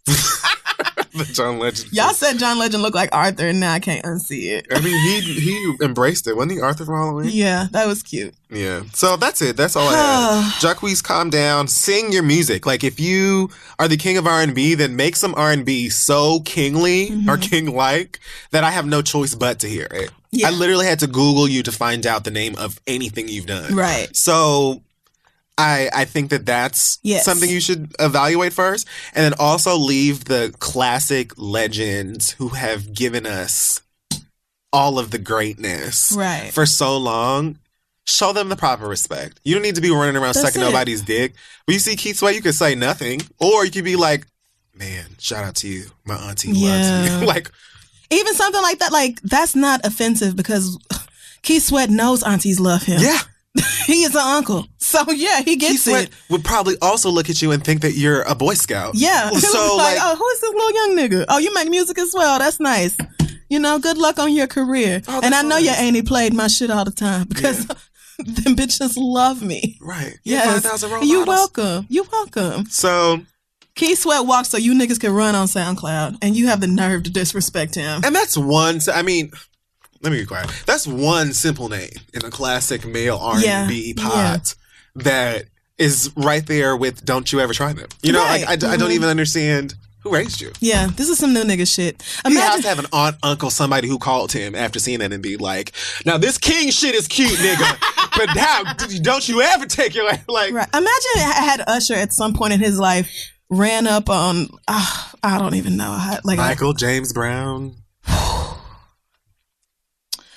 Okay, I just got emotional. But imagine Usher running up on Luther Vandross and being like, no shade, but that's old nigga music. I'm the shit, blah, blah, blah. And to be fair, Usher had way more of a right to say that shit than whoever the fuck Jacquees is. At least Usher had hits and was dominating the charts and on tour and everything else. But still, I cannot fathom Usher have ever doing some disrespectful shit like that to a legend, especially in his face and acting like what that man contributed meant nothing to your own career. Do you understand? As hard as things were for you, they were a million times harder for me because it was back in the day. Anyway, so you're done, right? I had to actually sell physical copies of this music. Every time we made money, right? People couldn't buy their music at home. If they wanted to partake in what we did, they had to leave their houses and pay cash money to see it. You could buy your music on an airplane. And I still sold more records than you. So what are we doing here? Leave me alone. Get out of my face. It's like when Nicki Minaj talked about how she had more #1 songs or whatever than Aretha Franklin, whatever that record was of Aretha. And it was like, that irked me. You also were a feature on like 98% of those. That's one. 2, streams and digital downloads. Very different thing than having to leave your house to go see Aretha at Club Cotton or whatever. Ciao. Anyway. So what I've started doing is taking screenshots of fucked up headlines that I see throughout the week so that I can, because I'm not always, although I do have a pet peeve, but I will talk about it after I get done talking about this. There's a small town in Mississippi. Oh boy. It's called Sardis, I believe, Sardis. Okay. And they have an annual Christmas parade, like most towns do. Right. They chose Michael Clay Saripkin to be the Grand Marshal. Michael Clay Saripkin is a man who has been convicted of at least 5 sex-related crimes since 1990. Sexual battery then, statutory rape in 97 and 98. Also convicted of touching a child for lustful purposes in 2013 in Mississippi. Saripkin was chosen to be the Grand Marshal of a Christmas parade in small town in Mississippi. So that lets you know already that he has to be white as fuck. But was chosen because he has brought so much businesses. He has brought business to the area. He has donated money to the fire department, police department. I guess he must be wealthy. Right, I'm assuming. He's clearly wealthy to have escaped, first of all, that many sex-related charges and still be out. But because he has helped businesses in this small city, they are willing to overlook the fact that he is a danger to people around him, especially children, and let him be the Grand Marshal of the damn Christmas parade. There's so many things obviously wrong with this. Yeah. Like, so clearly wrong. But the thing that pisses me off the most is that states like this, red states like the one I'm from, so don't think I'm shitting on Mississippi because y'all know I love to drag Oklahoma when they do similarly stupid shit. Very true. These red states like pride themselves on being so Christian and godly and biblical, and that's what we don't like about them liberal ass cities is y'all don't believe in God and your children pray to avocado toast and everything. you eat organic and you read real good and we don't like none of it. However, those liberal, dens of iniquity that y'all hate so much would never, ever choose a man who is a known sex offender and has committed at least 5 sex-related crimes to be the Grand Marshal of a parade that is touted and builded. The whole fucking point is that it's a family event. Yeah.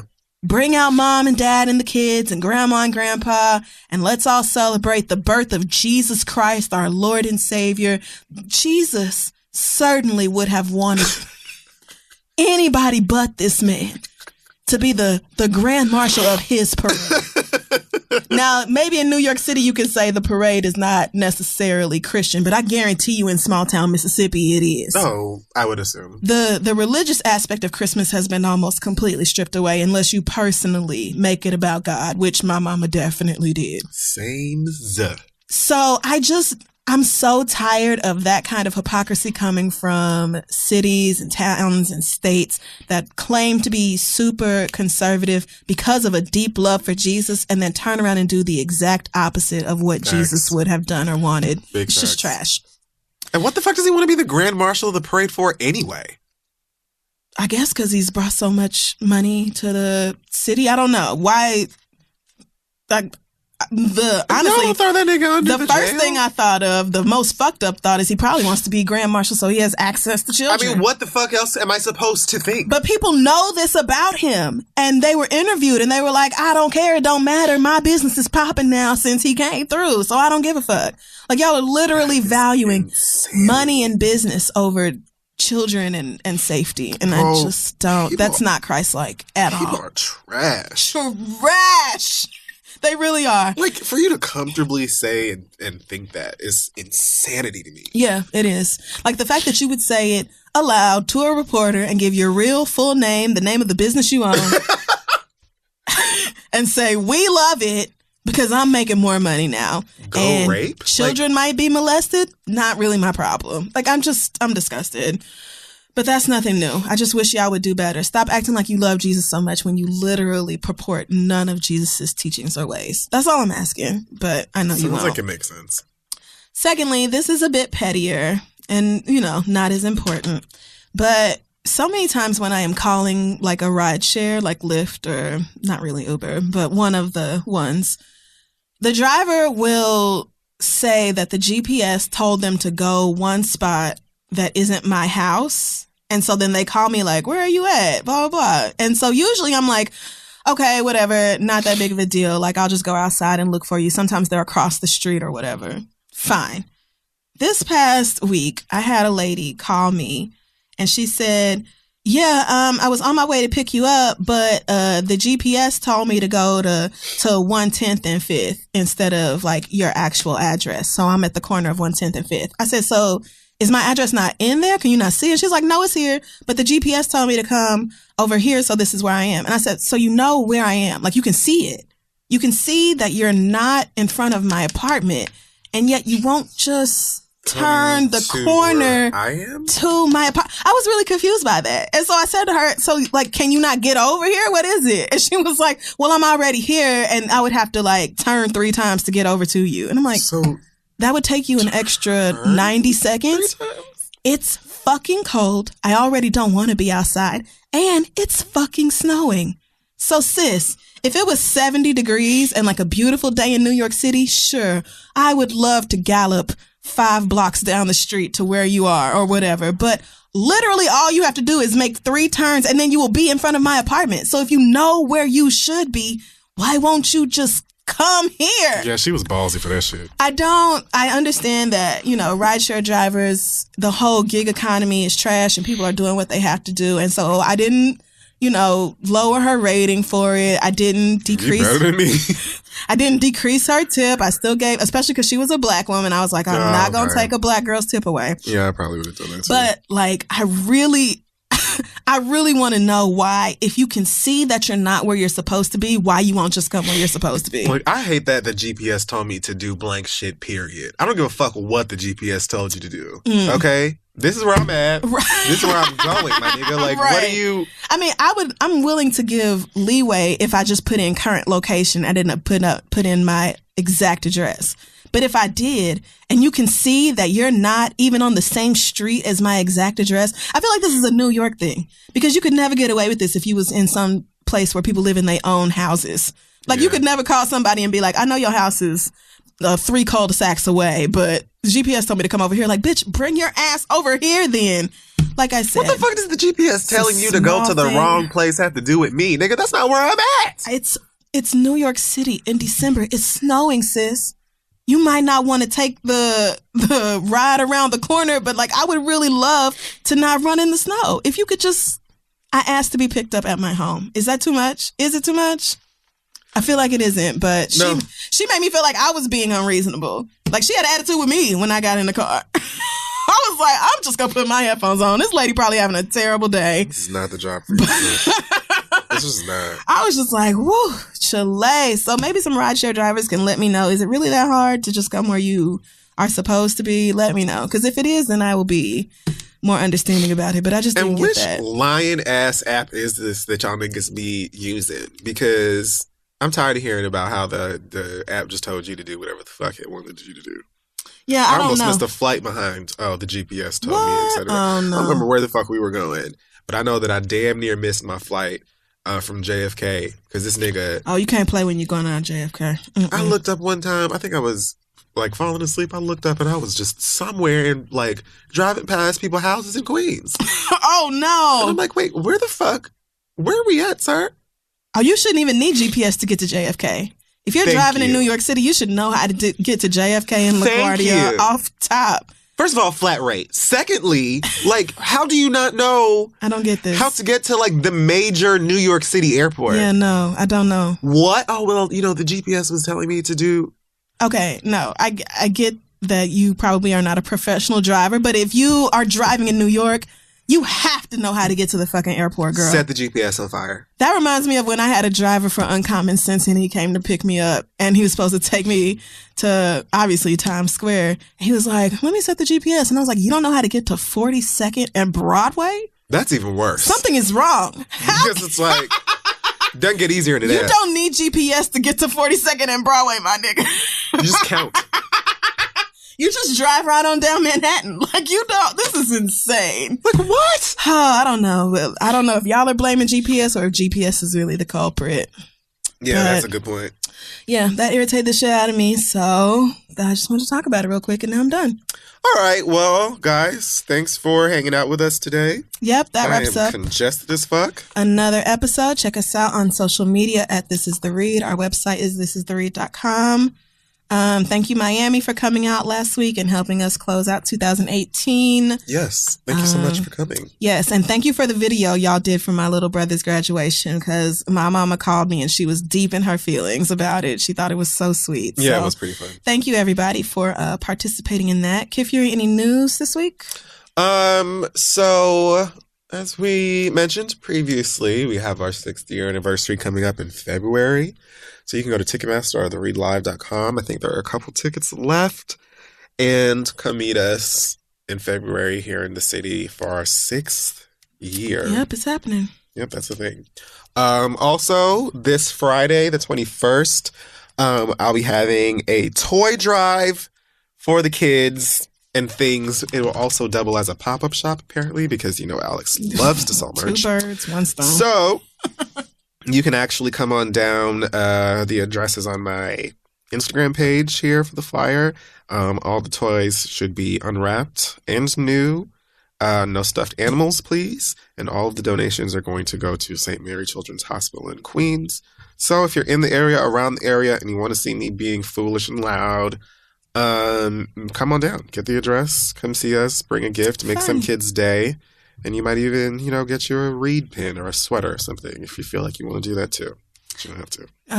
Yeah. Oh, and thank you again to the Ellises for coming through today. We had a great time talking to y'all. Y'all are just gems. Make sure y'all follow them and their gorgeous family on Instagram. Anything else before we go? Do you have an acronym this week?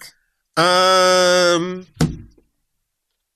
if you have submissions for our best of episode, send those. Yes, tweet your suggestions to the This Is The Read account on Twitter or This Is The Read on Instagram, and the people who run those things can sort through them and we'll get the best of episode together. Yeah, I don't have an acronym. I'm just going to say happy holidays to you and yours, whatever holidays it is that you celebrate or don't celebrate. Have a great time. Be safe. Use your goddamn sense. And we'll see you when we get back. All right, guys. We will see y'all in 2019.